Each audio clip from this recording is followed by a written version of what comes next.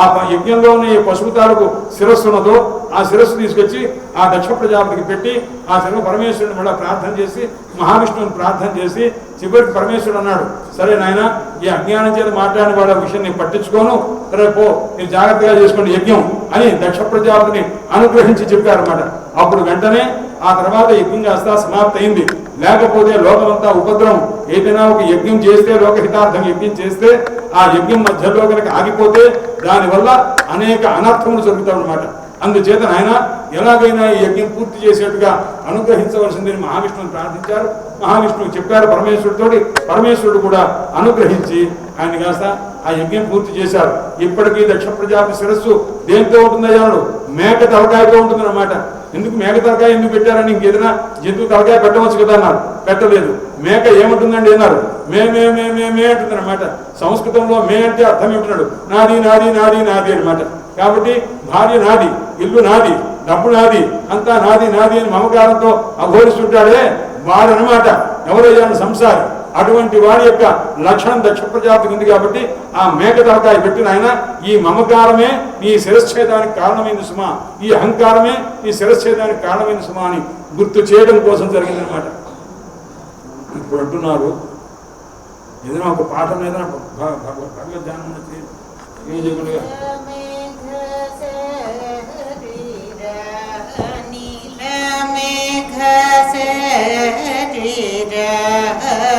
నిత్యానందం దేవి బాల గోపాల కృష్ణ పాహి పాహి.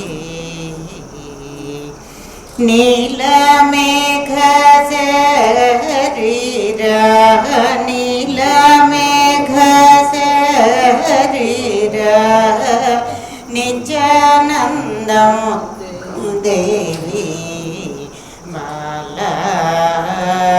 గోపాల కృష్ణ పాహి పాహి.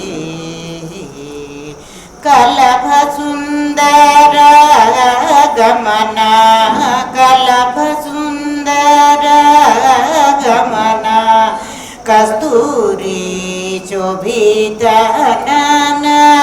నళిన నారాయణ నయనానంద నందన మిలిత గోపవధూ జన మీనాంక కోటి మోహన మిలిత గోపవధూ జన మీనాంక కోటి మోహన దళిత సంసార బంధన దారుణ వైరిణ చేన బాల గోపాల కృష్ణ పాహి పాహి.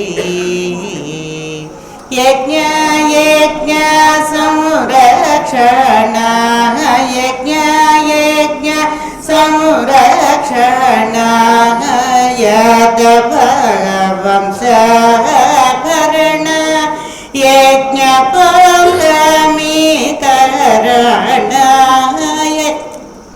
యతి జన శరణ అజ్ఞాన ఘన సమీరణ అతివలోక కారణ అజ్ఞాన ఘన సమీరణ అతివలోక కారణ విజ్ఞాన దళిత వరణ వేదాంత వాక్య ప్రమాణ బాల గోపాల కృష్ణ పాహి పాహి. వ్యత్యస్త పాదరవింద విశ్వవందిత మోక్ష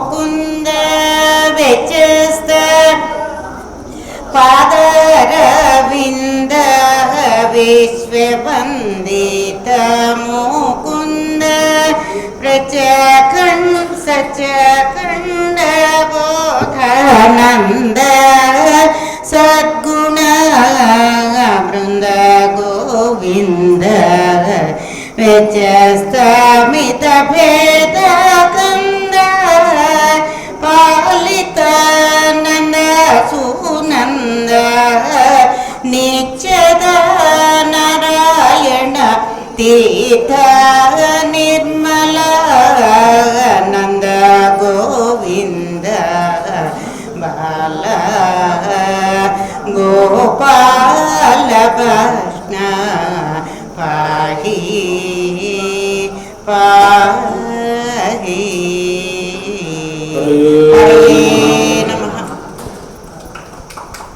తర్వాత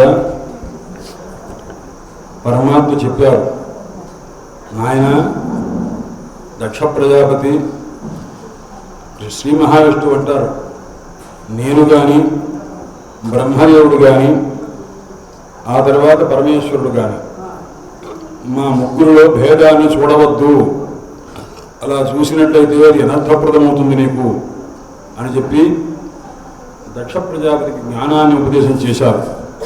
కాబట్టి నాయన విదురా, ఇప్పుడు నీకు చెప్పినటువంటి ఏ దక్షయజ్ఞ ధ్వంస అనేటువంటిది ఉందో ఆ కథను ఎవరైతే వింటారో, శృతం ఎవరైతే వింటారో, ఇదం పవిత్రం, పరమ పవిత్రమైనటువంటి పరమేశ జ్యేష్ఠితం, పరమేశ్వరుని యొక్క జ్యేష్ఠ, అది యశస్కరమైనటువంటిది నాయన, జ్ఞానకరము భక్తిప్రదమైనటువంటిది సుమా అని చెప్పన్నారు. ఇప్పుడు ఒక మాట, అసలు సతీదేవిగా ఉన్నప్పుడు పరమేశ్వరునకు సతీదేవికి సంతానం ఉన్నదా అన్నారు. లేదు. ఎందుకు లేదు అంటే శివపురాణంలో దీనికి సంబంధించి ఒక కథ. పార్వతీ సతీదేవి, పార్వతి అంటే హిమవంతుడు కూతురుగా ఉన్నప్పుడు పార్వతి, అంతకు ముందున్నటువంటి సతీ అన్నమాట. ఈ సతీదేవిగా ఉన్నప్పుడు పరమేశ్వరునికి వివాహమై వీరిద్దరూ దాంపత్యంలో ఉంటుండగా ఒక రోజున కైలాసం నుంచి బయలుదేరి సంచారానికి వెళుతూ ఉంటే త్రేతాయుగం, రామచంద్రమూర్తి సీతావియోగం చేత దండకారణ్య ప్రాంతంలో ఆమె కాస్త వియోగం చేసి రావణాసుడు అపహరించుకుని వెళ్ళాడు. అప్పుడు ఆ సీతావియోగం చేత రామచంద్రమూర్తి బాధపడుతుంటే పరమేశ్వరుడు పైనుంచి నమస్కారం చేసుకొని ఒక్కసారి ధ్యానం చేసుకొని వెళుతూ ఉన్నాడు.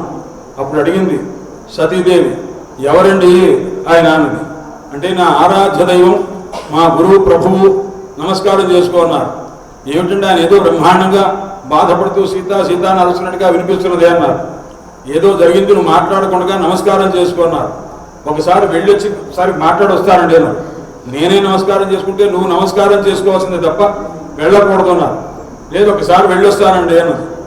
సరే వెళ్ళు, జాగ్రత్తగా వెళ్ళి దూరంగా నమస్కారం చేసుకొని రా అన్నారు. అంటే ఆ మహాతల్లి కిందకి దిగింది సతీదేవి. ఈయన ఎందుకు ఏమిటి అని అడిగింది ఆవిడ. ఇలా సీతాదేవిని అపహరించుకొని వెళ్ళాడు రావణాసురుడు, నా భక్తుడే వాడికి ఇటువంటి ఒక దౌష్ట్యం కలిగింది, దుష్టత్వం కలిగింది, వాడు ఈ రకంగా చేశాడు, దాని ఫలాన్ని వాడు అనుభవించి తీరుతాడు అని చెప్పి సీతమ్మ తల్లిని తీసుకెడుతున్నాడు అనుకుంటున్నాడేమో కానీ ఒక భయంకరమైనటువంటి ఒక యమస్వరూపాన్ని తీసుకెడుతున్నాడు, భద్రకాళి స్వరూపాన్ని తీసుకెడుతున్నట్టు వాడు గ్రహించలేదు అని అన్నారు. అన్నా కానీ ఒకసారి నేను రామచంద్రమూర్తి దగ్గరికి వెళ్ళొస్తానండి, నేను ఒకసారి నిజంగానే ఆయన ఏ రకంగా బాధపడుతున్నారో ఒకసారి చూసి వస్తానండి అన్నది. వెళ్ళవద్దు అన్నారు. వెళతాను అన్నది. సరే నీ ఇష్టం ఏంటా అన్నారు. ఇప్పుడు ఆమె కిందకి వెళ్ళిన తర్వాత ఏం చేసింది, రామచంద్రమూర్తిని చూసింది. ఆయన సీతే అని బాధపడుతుంటే ఆమె ఏం చేసిందంటే సీతే అని బాధపడుతున్నారు కదా, నేను సీత వేషం వేసుకుంటే ఈయన ఎలా రియాక్ట్ అవుతారు అంటున్నారు, ప్రతిస్పందన ఎలా ఉంటుందో చూద్దామని చెప్పి ఆవిడ సీత వేషం వేసుకొని రామచంద్రమూర్తికి ఎదురుపడ్డది అనమాట. ఎదురుపడితే ఇలా సీతాదేవి వేషం వేసుకొని సతీదేవి వచ్చింది. వస్తే వెంటనే ఆయన వెనక్కి తిరిగి ఇటుపక్క తిరుగుతూ సీతే అంటూ ఆయన అన్నారు. ఈసారి అటుగా వచ్చింది. అటుకు వస్తే కూడాను ఆ సీతావేషం వేసుకొచ్చిందని చూసుకుని మళ్ళీ ఇటుపక్క తిరిగి సీతే అంటూ ఇటు పెడుతున్నారు. ఈసారి ఇంత అయిన తర్వాత మూడోసారి వచ్చి మళ్ళీ ఆయనకి ఎదురుపడేసరికి పరమేశ్వరుడు మహానుభావుడు పైన ఉన్నారన్నమాట, చూస్తున్నారు. ఆయన రే ఎంత తప్పు చేస్తున్నది అని అనుకుంటున్నారు. ఆయన ఇంతలోపు రామచంద్రమూర్తి అన్నారు, అమ్మా మీకోసం పరమేశ్వరుడు పైన చూస్తున్నారు, అక్కడికి వెళ్ళండి అమ్మా అని అన్నారు అనమాట. అంటే ఈ సీత వేషం వేసుకున్న సతీదేవి యొక్క అసలు రూపం ఆ మహానుభావుడికి తెలుసు. అందుకోసం పైకి వెళ్ళమన్నారు అనమాట. వెళ్ళమనేసరికి ఆమె కాస్త తలకాయ పొంచుకున్నది. తను వేసుకున్నటువంటి వేషాన్ని ఎలా గ్రహించగలిగారు, నేను అనవసరంగా పరీక్షించి భంగపాటు పొందానే అని చెప్పి పరమేశ్వరుడి దగ్గరికి వెళ్ళింది ఆమె. ఏం జరిగింది అన్నది. ఏం లేదండి అన్నారు. ఏం జరిగిందో చెప్పండి. ఇలా ఇలా జరిగింది అన్నారు. అట్లా కూర్చో అన్నారు. దగ్గరగా కూర్చోమల్లా, దూరంగా కూర్చోమన్నారు. ఎందుకలా చెప్తారు అన్నారు. ఎందుకంటే తన యొక్క ఉపాస్య దైవము రామచంద్రమూర్తి తనకు తండ్రి అయితే, ఆయన యొక్క భార్య వేషం వేసుకున్నప్పుడు సీతాదేవి తన తల్లి అయితే, ఆ తల్లి వంటి స్వరూపాన్ని ధరించినటువంటిది సతీదేవి వేసుకుంది కాబట్టి అక్కడి నుంచి ఆమె దగ్గర కూడా రానివ్వకుండా దక్ష యజ్ఞాన్ని ఆయనే కల్పించి దక్షిణ చేత యజ్ఞం చేయించి ఆ యజ్ఞానికి ఈమెను పంపించి ఈమె కాస్త దేహాత్యాగం చేసేట్టు చేశారు. అందువల్ల ఆ సతీదేవి పరమేశ్వరుడుగా ఉన్నప్పుడు వారికి సంతానం లేదయ్యా అని చెప్తారన్నమాట. ఈ శివపురాణంలో కథ, ఆ రహస్యంలో ఈ రకంగా వ్యక్తమవుతుంది. అస్తు ఈ విధంగా ఎప్పుడైతే ఈ దక్షయజ్ఞం అంతా జరిగింది, దాన్ని మళ్ళా పరమేశ్వరుడు శ్రీ మహావిష్ణువు ప్రార్థిస్తే పరమేశ్వరుడు పూర్తి చేసేట్టుగా చేశారు. ఈ కథ చాలా దివ్యమైన కథ. 7 అధ్యాయములతో ఈ కథ ఉంటుంది. ఎందుకంటే యజ్ఞం అనేది సప్త సంస్థ అంటారు. అంటే 7 రకములైనటువంటి స్వరూపములతో యజ్ఞం అనేది ఉంటుంది. అట్టి యజ్ఞాన్ని 7 అధ్యాయాలతో చెప్పాలని ఈ రకంగా చెప్పారు. ఇది స్త్రీ చరిత్ర, అంటే సతీదేవి యొక్క కథ. ఇదే దక్షయజ్ఞ ధ్వంస కథ. దీని దక్షయజ్ఞ ధ్వంసం వల్ల చివరి సమాప్తి అయిందనమాట. అటువంటి పరమ పవిత్రమైనటువంటి కథ విన్నావా నాయన, ఇటు పైన బాల చరిత్ర చెప్తాను విను అన్నాడు. బాల చరిత్ర అంటే ధ్రువోపాఖ్యానం. ఇది చెప్పేటప్పుడు మహానుభావుడు మైత్రేయ మహర్షి, నాయన బ్రహ్మదేవుని యొక్క సృష్టిలో ధర్మ సంతానం ఉన్నది, అధర్మ సంతానం కూడా ఉన్నది. అధర్మ సంతానాన్ని కూడా సృష్టించారు. ధర్మ సంతానాన్ని సృష్టించినట్టుగా సనకాది మహర్షులాగా మహానుభావులు చాలా మంది పుట్టారు. సనకాది మహర్షులు పుట్టారు, నారద మహర్షి పుట్టారు, భృగు మహర్షి, హంసుడు, అరుణి, యతి మొదలైనటువంటి మహనీయులంతా కూడా ధర్మ సంతానం. ఇలాగే అధర్మ సంతానం కూడా ఆయన సృష్టించారు. వాళ్ళు ఎవరయ్యా అన్నారన్నమాట. అక్కడి నుంచి దాని గురించి చెప్తున్నారన్నమాట. అయ్యా, మృష అని ఒక ఆమె ఉన్నది. ఆమెకు అధర్మంతో వివాహం చేశారండి అన్నారు. మృష అంటే అసత్యం, అనలేటటువంటి చూసారా, దాన్ని మృష అంటారు. ఇది ఎలా అంటే జెండర్ మారుతుందన్నమాట. అంటే ఒకటి మాస్కులిన్ జెండర్, ఒక ఫిమినైన్ జెండర్. ఫిమినైన్ జెండర్గా ఉన్నది భార్య అనుకోవాలి, మాస్కులిన్ జెండర్ ఉంటే భర్త అనుకోవాలంట. మృష అధర్మస్య భార్య ఆసీత్. మృష అంటే అసత్యము, అధర్మం అనేటువంటి పురుషునికి భార్యగా ఉంది. ఆ భార్యగా ఉన్న తర్వాత వాళ్ళిద్దరికీ కూడాను 2 సంతానం కలిగారు. అది ఎవరైనా అన్నారు, దంభము, మాయ అని సంతానం కలిగారు. చూడండి, అంటే ఎప్పుడైతే మనకు అసత్యం ఉన్నదో, అసత్యం ద్వారా ఒక దంభం పెరుగుతుందన్నమాట. అంటే ధార్మిక మాట పెరుగుతుంటారు. అందులో కూడా మాయ కూడా ఉంటుందన్నమాట. ఈ దంభం అనే పురుషుడికి మాయ అనేటువంటి వీళ్ళిద్దరు సంతానం అయి కూడా వీళ్ళిద్దరు పెళ్లి చేసేస్తున్నారు అనమాట. అంటే అధర్మం కదండి, అందుకోసం అన్నాచెల్లెలుగా ఉన్నవాడు పెళ్లి చేసేస్తున్నారు. ఇది అధర్మ సంతానం యొక్క లక్షణం. ఆ తర్వాత మళ్ళా వీళ్ళిద్దరికి ఇంకో 2 సంతానం కలిగారు. వాడు ఎవరైనా అన్నాడు, లోభము, నికృతి అని సంతానం కలిగారు. ఒక్కడ చూడండి, ఒక అధర్మము, ఆ అసత్యము 2 కలిస్తే వాళ్ళకి మళ్ళా ఇంకో 2 అధర్మములు, దానికి మళ్ళా లోభము, నికృతి. లోభము, నికృతి అంటే శఠత్వం, మూఢత్వం అనమాట, పట్టుదల. వీళ్ళిద్దరు భార్యాభర్తలుగా మళ్ళా పుట్టారు. మళ్ళా వాళ్ళకి మళ్ళా 2 కలిగారు. ఏదో క్రోధము, హింస. కోపం అనేటువంటి వాడు పురుషుడు, హింస అనే స్త్రీ.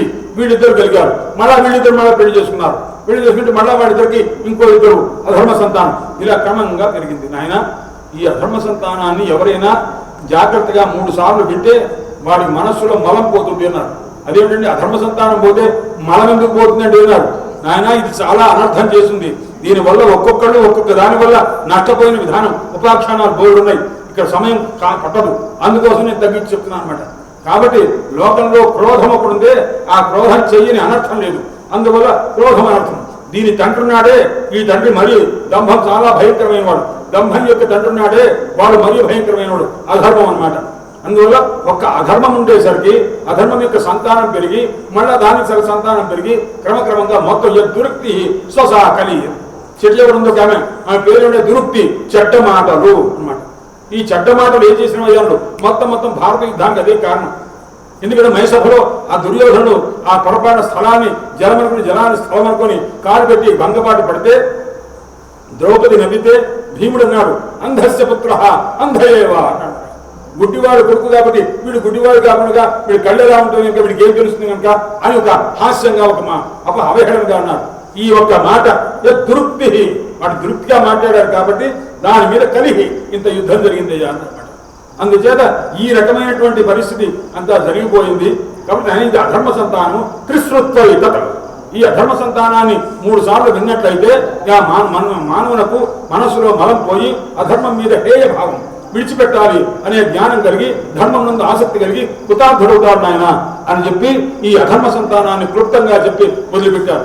దీని బ్రహ్మాండంగా చరిత్ర మీద చరిత్రలో దీన్ని చెప్పారనుకోండి, ఇది మనకి మనస్సులో నిలిచిపోతుంది. అందుకోసం ప్రతిపక్షం కానీ అంటే ఒక శత్రుపక్షంలో అధర్మ పక్షంలో ఉన్న వారి గురించి ఎక్కువసేపు చెప్పకూడదు, ఎక్కువ దాని గురించి ఆలోచించకూడదు. అందువల్ల దాని గురించి తొందరగా మరచడం ఎలాగా అనేటువంటి మనస్సును నిగ్రహించుకోవడం కోసమే ఈ పురాణ సంహిత అంతా కూడా ఏర్పడింది. ఇప్పుడు చెప్తున్నారు నాయన, స్వయంభూమనువు యొక్క కుమారుడు ఆ ఆడపిల్లల సంగతి చెప్పేశాం. దేవహూతి గురించి చెప్పారు, ప్రసూతి గురించి చెప్పారు, ఆకృతి గురించి చెప్పారు. వాళ్ళంతా విష్ణుమూర్తి యొక్క అవతారాలు కనేటువంటి వాళ్ళు. ఆ ఆకృతి దేవహూతి ఇద్దరు కూడా. ప్రసూతి దక్ష ప్రజాపతి సంతానం ఆ 15 మంది ఆడపిల్లలు, వాళ్ళ గురించినటువంటి విషయం అంతా కూడా చెప్పేశారు. ఆ పరమేశ్వర చిట్టజీవరి కూతురు సతీదేవి ఆయన తాలూ కథ చెప్పేశారు. ఇప్పుడు చెప్తున్నారు మగపిల్లల యొక్క కథ చెప్తున్నారు అన్నమాట. అందులో పెద్దవాని పేరు ప్రియవ్రతుడు, రెండవ వాని పేరు ఉత్తానపాదుడు అనమాట. పెద్దవాని పేరు కథ అయితే పెద్దవాని కథ చెప్పాలిగా, చెప్పలేదు. చిన్నవాని కథ చెప్పడం మొదలుపెట్టారు. చూడండి ఎంత డిజార్డర్గా ఉంది. మొదట చెప్పినప్పుడు పెద్ద కూతురు ఎవరయ్యా అన్నాడు. ఆకృతి, ఆమె గురించి ముందు చెప్పరా. దేవహూతి గురించి చెప్పారు, రెండో అమ్మాయి గురించి. తర్వాత ఆకృతి గురించి చెప్పారు, తర్వాత ప్రసూతి గురించి చెప్పారు. అలా చెప్పడానికి గల కారణం ఏమిటి? భగవంతుడు కుమారుడుగా పుట్టారు దేవహూతికి, అందులో కూడా జ్ఞానావతారం, అందుకోసం అది చెప్పారు. అది కర్మస్వరూపములకు అధిష్టాన దేవతగా యజ్ఞ రూపంగా పుట్టారు పరమాత్మ ఆకృతికి, అది రెండవ రూపంగా చెప్పారు, రెండో కథగా చెప్పారు. మూడవ కథ దక్ష ప్రజాపతి యొక్క కథ చెప్పారు అన్నమాట. ఆ తర్వాత మగపిల్లల్లో పెద్దవారి పేరు కథ చెప్పకుండా రెండవ వారి కథ చెప్తున్నారు. ఎవరు? ఆయన పేరు ఉత్తానపాదుడు అన్నాడు. ఉత్తానపాదుడు అంటే అర్థం ఏమిటి అన్నాడు. ఉత్తాన అంటే పొట్టిగా ఉన్న పాదములు కలవాడు కాబట్టి ఆయనకి ఉత్తానపాదుడు అని ఒక అర్థం. తల్లి గర్భంలో ప్రవేశించేటప్పుడు వాడు ఎలా ఉంటాడు అయ్యాడు, కాళ్ళు పైకి పెట్టుకొని తలకాయ కిందిగా ఉంటాడు అనమాట. అంటే గర్భంలో నుంచి బయటకు వచ్చేటప్పుడు శీర్షోదయం అంటే ముందు తలకాయ బయటకు వస్తుంది అనమాట. ఉత్తానపాదుడు అంటే మనమందరం అనమాట, బేసిక్గా మనం అనమాట. జీవుని యొక్క కథ, ఎవరి కథ మనం వింటున్నాం, మన కథ మనం వినాలన్నమాట. అందుచేత ఉత్తానపాదుడు అంటే జీవుడు అని దానికి అర్థం. తల్లి యొక్క గర్భంలో నుంచి వాడు తలకాయ కింది పెట్టుకొని వస్తాడు కాబట్టి ఆ ఉత్తాన అంటే పైకి పెట్టబడిన పాదములు కలవాడు అని ఒక అర్థం. పొట్టి పాదములు కలవాడు అని కూడా ఒక అర్థం. పొట్టి పాదములు కలిగిన వాడు ఎవరైతే ఉంటాడో వాడి కొడుకు లోకోద్ధారకుడైనటువంటి మహనీయుడైన వాడు పోతాడు అని ఆ జ్యోతిష్ శాస్త్రంలో, శుక్ర శాస్త్రంలో, చిహ్న శాస్త్రంలో చెప్తారన్నమాట. అందువల్ల ఇతనికి కలిగేటటువంటి సంతానము చాలా ఉత్తమమైనటువంటి సంతానం కలుగుతుంది అని దానికి అర్థం. ఇంతకీ ఈ ఉత్తానపాదునకు 2 భార్యలు. పెద్ద భార్య పేరు సునీతి, రెండవ భార్య పేరు సురుచి అని 2 భార్యలు. సునీతి అంటే గొప్పదైనటువంటి నీతి అన్నమాట. ఆ నీతిని సునీతి అంటారన్నమాట.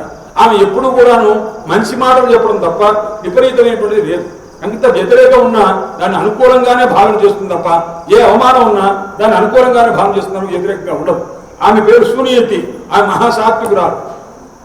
రెండో ఆమె పేరు సురుచి, అంటే ఇంద్రియ సుఖాన్ని ఎక్కువగా కోరుకునేటువంటి ఆమెని సురుచి అంట. ఈ సురుచి సునీతి అనేటువంటి వాళ్ళు ఆ ఉత్తానపాదుని యొక్క భార్యలు. జీవుల మనం కదా, మనకు కూడాను 2 భార్యలు ఉన్నారు. ఎవరు వాళ్ళు ఉన్నారు? సునీతి ఉన్నది, పెద్ద నేర్పినటువంటి విజ్ఞానం ఉంది. సురుచి ఇంద్రియముల యందు ఆసక్తి ఉంది. కాబట్టి భోగాన్ని అనుభవిద్దామా, యోగాన్ని అనుభవిద్దామా అంటే మనకి యోగం ఇప్పుడు ఎందుకులే, 60 ఏళ్ల తర్వాత అప్పుడు చూద్దాంలే అని చెప్పి 60 ఏళ్ల దాకా రానటువంటి జ్ఞానము 60 ఏళ్ల తర్వాత మనకి ఏమైనా వస్తుందా? రాదు. కానీ తర్వాత చేద్దామని అనుకుంటాం సరే, అప్పుడు ఇప్పటిదాకా సురుచిని అనుభవించినటువంటి వాడికి సునీతిని అనుభవించే శక్తి ఉండదన్నమాట. అందువల్ల ఈ సునీతి అనేటటువంటి ఆమె ఎందు అనాదరం కలిగి ఆమె ఎందు సంతానాన్ని ఒక పిల్లవాడు కలిగాడు. అతని పేరే ధ్రువుడు అంటారన్నమాట. రెండవ ఆమె సురుచి.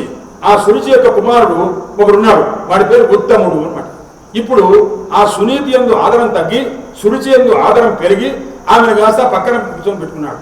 ఈయన మహారాజు చక్రవర్తి, తండ్రి గారి వల్ల సంక్రమించినటువంటి రాజ్యం ఉంది అన్నదమ్ములు ఇద్దరికి. అందువల్ల ఇతని రాజ్యంలో ఇతను ఒక సింహాసనం మీద కూర్చొని ఉంటే ఆ పక్కన భార్యను పెట్టుకున్నాడు, సురుచి అని ఆమెను పెట్టుకున్నాడు.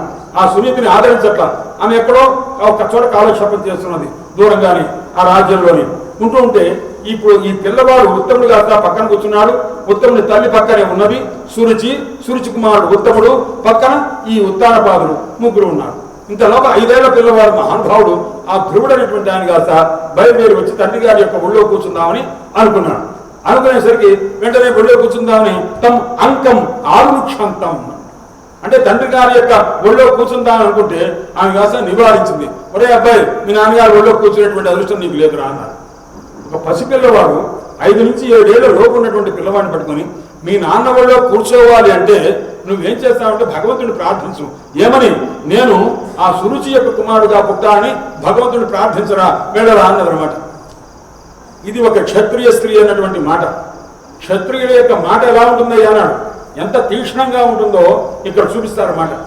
అది ఎలా ఉంది అంటే ఇప్పుడు ఆ పిల్లవాడికి ఏమైనా ఉపదేశం చేసిందండి, నాయన నువ్వు మీ నాన్న ఒళ్ళో కూర్చోవాలంటే నా కడుపున పుట్టాలి అన్నారు. నా కడుపున పుట్టాలంటే ఇప్పుడు 5 ఏళ్ల పిల్లవాడు తపస్సు చెయ్యాలి. ఆ తపస్సు కూడా ఏం చేయాలి? నేను సురుచి కడుపున పుట్టాలి అని తపస్సు చేయాలి. ఆ చేసిన తర్వాత అతను చనిపోవాలి. చనిపోయిన తర్వాత నా కడుపున నువ్వు పుట్టాలి. ఆ పుట్టిన తర్వాత ఈ అన్నకి నువ్వు తమ్ముడుగా పుట్టి అప్పుడు వాడితో పాటు నువ్వు కూడా నా ఒళ్ళో కూర్చోడానికి, మీ నాన్న ఒళ్ళో కూర్చోడానికి నీకు అర్హత ఉంటుందిరా. ఇంత అర్థం ఉన్నదనమాట. దాని స్వారస్యం అది. అంటే ఇంత తపస్సు చేయాలన్నది ఒక హీనమైన, మళ్ళీ ఒక మన తల్లి గర్భంలో ప్రవేశించే ఒక జన్మ కోసమా? ఇలా ఒక తల్లి చెప్పవచ్చునా? చెప్పకూడదు. అందున సురుచి ఆ రకంగా చెప్పింది. చెప్పేసరికి మాతు సపత్న్యా సదురుక్తి విరుద్ధ అన్నమాట. ఆయన మాతు సపత్న్యా సవతి తల్లి ఆమె తాలూకు దురుక్తి విరుద్ధ చెడ్డ మాటల చేత కొట్టబడ్డారు. చెడ్డ మాటలు అంటే ఇంతకుముందు చెప్పినాను. అధర్మ సంతానంలో చిట్ట చివరాని పేరు దురుక్తి శ్వస కలిహి అన్నమాట. దురుక్తి అంటే ఏమిటయ్యా అన్నారు అంటే అది భయంకరమైనటువంటి మాట అన్నమాట. అంటే చెడ్డ మాట. ఆ చెడ్డ మాట వల్ల ఎంతంత యుద్ధాలు జరిగిందని ఈ భారతం జరగడానికి అది కదా కారణం ఉంది. అందువల్ల ఆ దురుక్తి ఎప్పుడైతే నువ్వు నా కడుపున పుట్టాలరా అంటే నువ్వు పో, ఇప్పుడు తపస్సు చేసుకో, నాకు కుమారుగా పుట్టాలని తపస్సు అన్నారు. ఇది హీనమైంది కూడా. తల్లి గర్భంలో ప్రవేశించడం ఏమిటండి? దానికోసం తపస్సు ఏమిటండి? చీ అది చెప్పకూడదు. అది చెప్పింది ఆమె. ఇలా చెప్పేసరికి ఆ పినతల్లి చెప్పినటువంటి ఆ మాటలకి అది ఒక బాణాలతో గుచ్చినట్టుగా అనిపించేసరికి తల్లి దగ్గరికి వెళ్ళాడు. ఎవరు వెళ్ళినవాడు మన పెద్ద యుక్త వయసు కూడా జ్ఞానపూర్ణం కలిగిన వాడా కాదు. చాలా చిన్న పిల్లవాడు, 7 సంవత్సరముల లోపు వయసు వాడు. అలాంటి వాడు వెళ్ళాడు. వెళ్ళి తల్లి దగ్గరికి వెళ్ళి బాధపడ్డాడు. తల్లి దగ్గరికి వెళ్ళే లోపల ఒక దాసి విని ఆమె కాస్త చెప్పింది. చెప్పి అమ్మ మీ పిల్లవాడిని ఇలా అన్నారు కాబట్టి ఇది జరిగింది అనేసరికి ఆమె చాలా బాధపడ్డాడు. అప్పుడు పిల్లవాడిని పిలిచింది. చెప్పింది, నాయన నువ్వు ఏం చేస్తావంటే బాధపడవద్దు అబ్బాయి, నా కడుపును పుట్టావు కాబట్టి నీకు ఈ కష్టం తప్పదు. నువ్వు ఒక పని చేయి నాయన, తమేవ ఆరాధయ భక్తవత్సలం. ఆయన నువ్వేం చేస్తావంటే నువ్వు భక్తవత్సరుడైన అధోక్షజుడు ఉన్నాడే కృష్ణ పరమాత్మ, ఆయన్ని ఆరాధించరా అబ్బాయి. ఆమె చెప్పిన మాట ఇక్కడ చూడండి, వరుస జాగ్రత్తగా గుర్తుపెట్టుకోండి.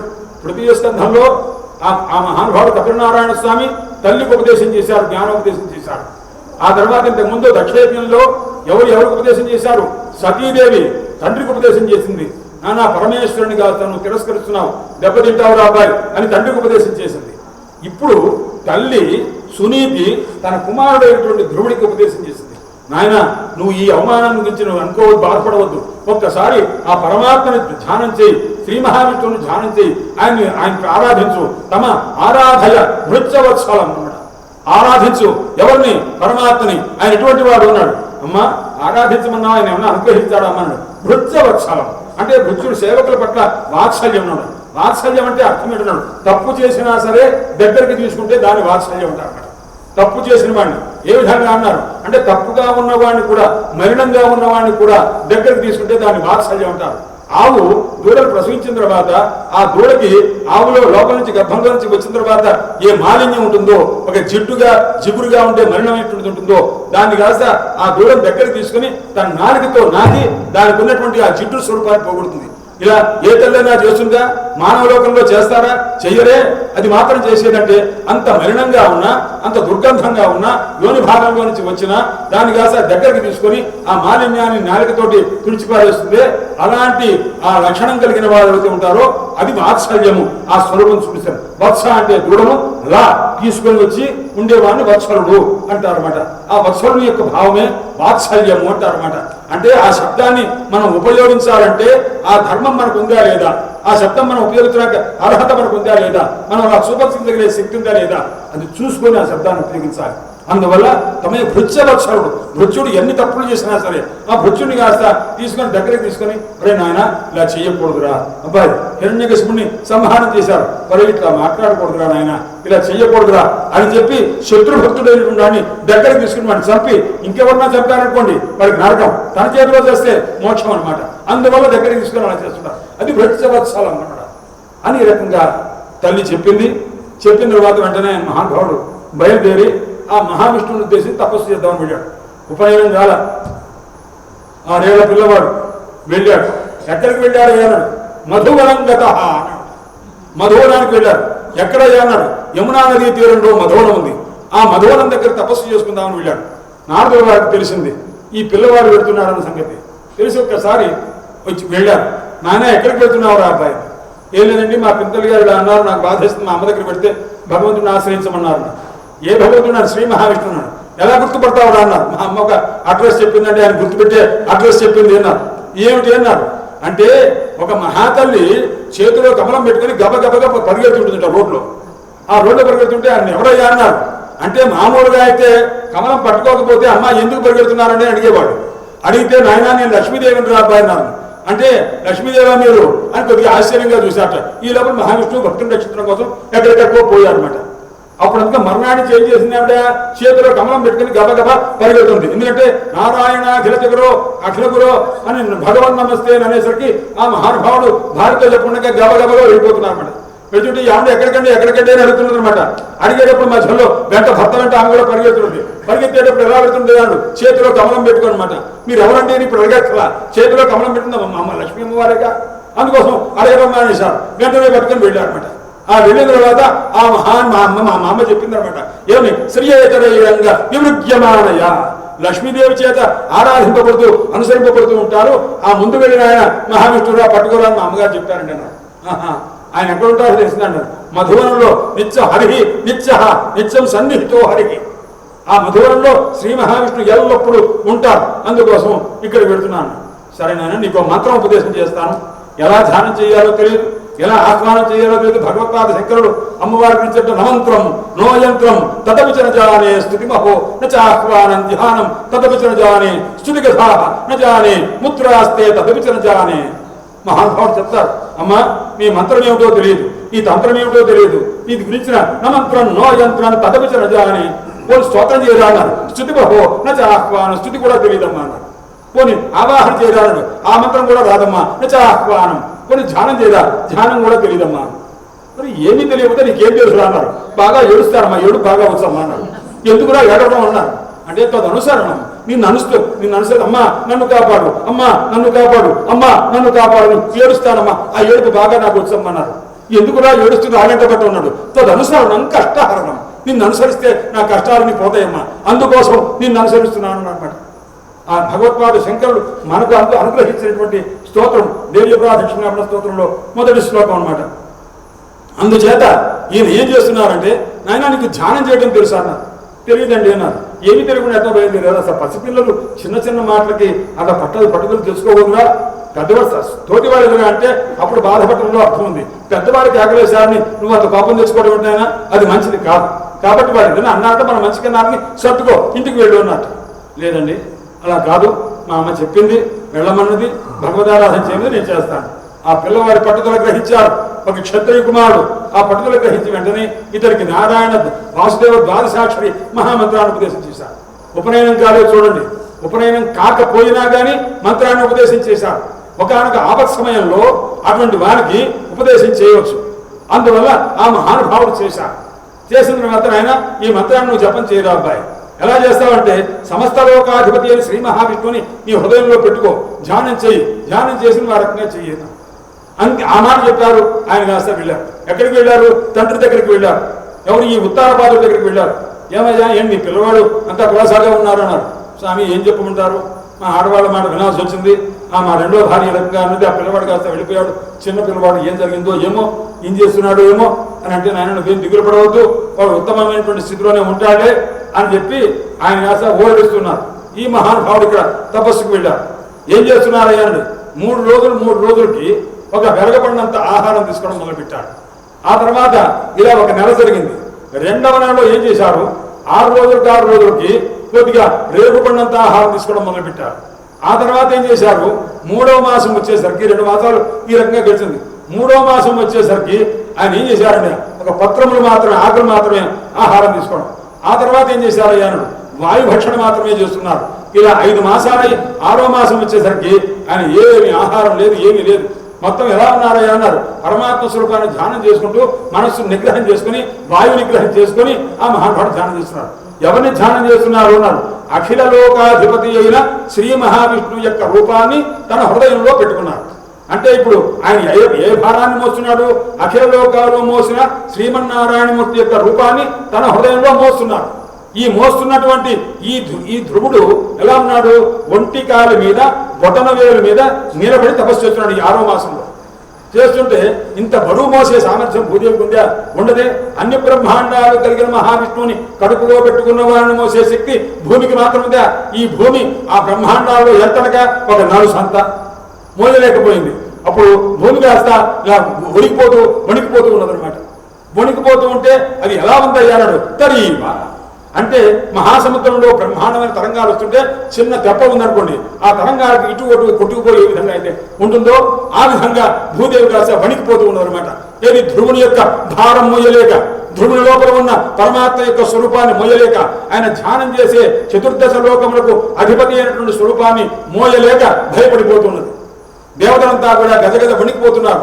వెళ్ళిపోతూ బ్రహ్మదేవుని దగ్గర శ్రీ మహావిష్ణువు దగ్గర వెళ్ళాడు. వెళ్ళిన తర్వాత నమస్కారం చేశారు, స్వామి ఆ రకంగా పిల్లవాడు తపస్సు చేస్తున్నాడు, మీరు వచ్చి అనుగ్రహించాలి అన్నారు. సరే నాయన నేను వెళుతున్నానులే అని చెప్పి మహానుభావుడు వెళ్ళారు.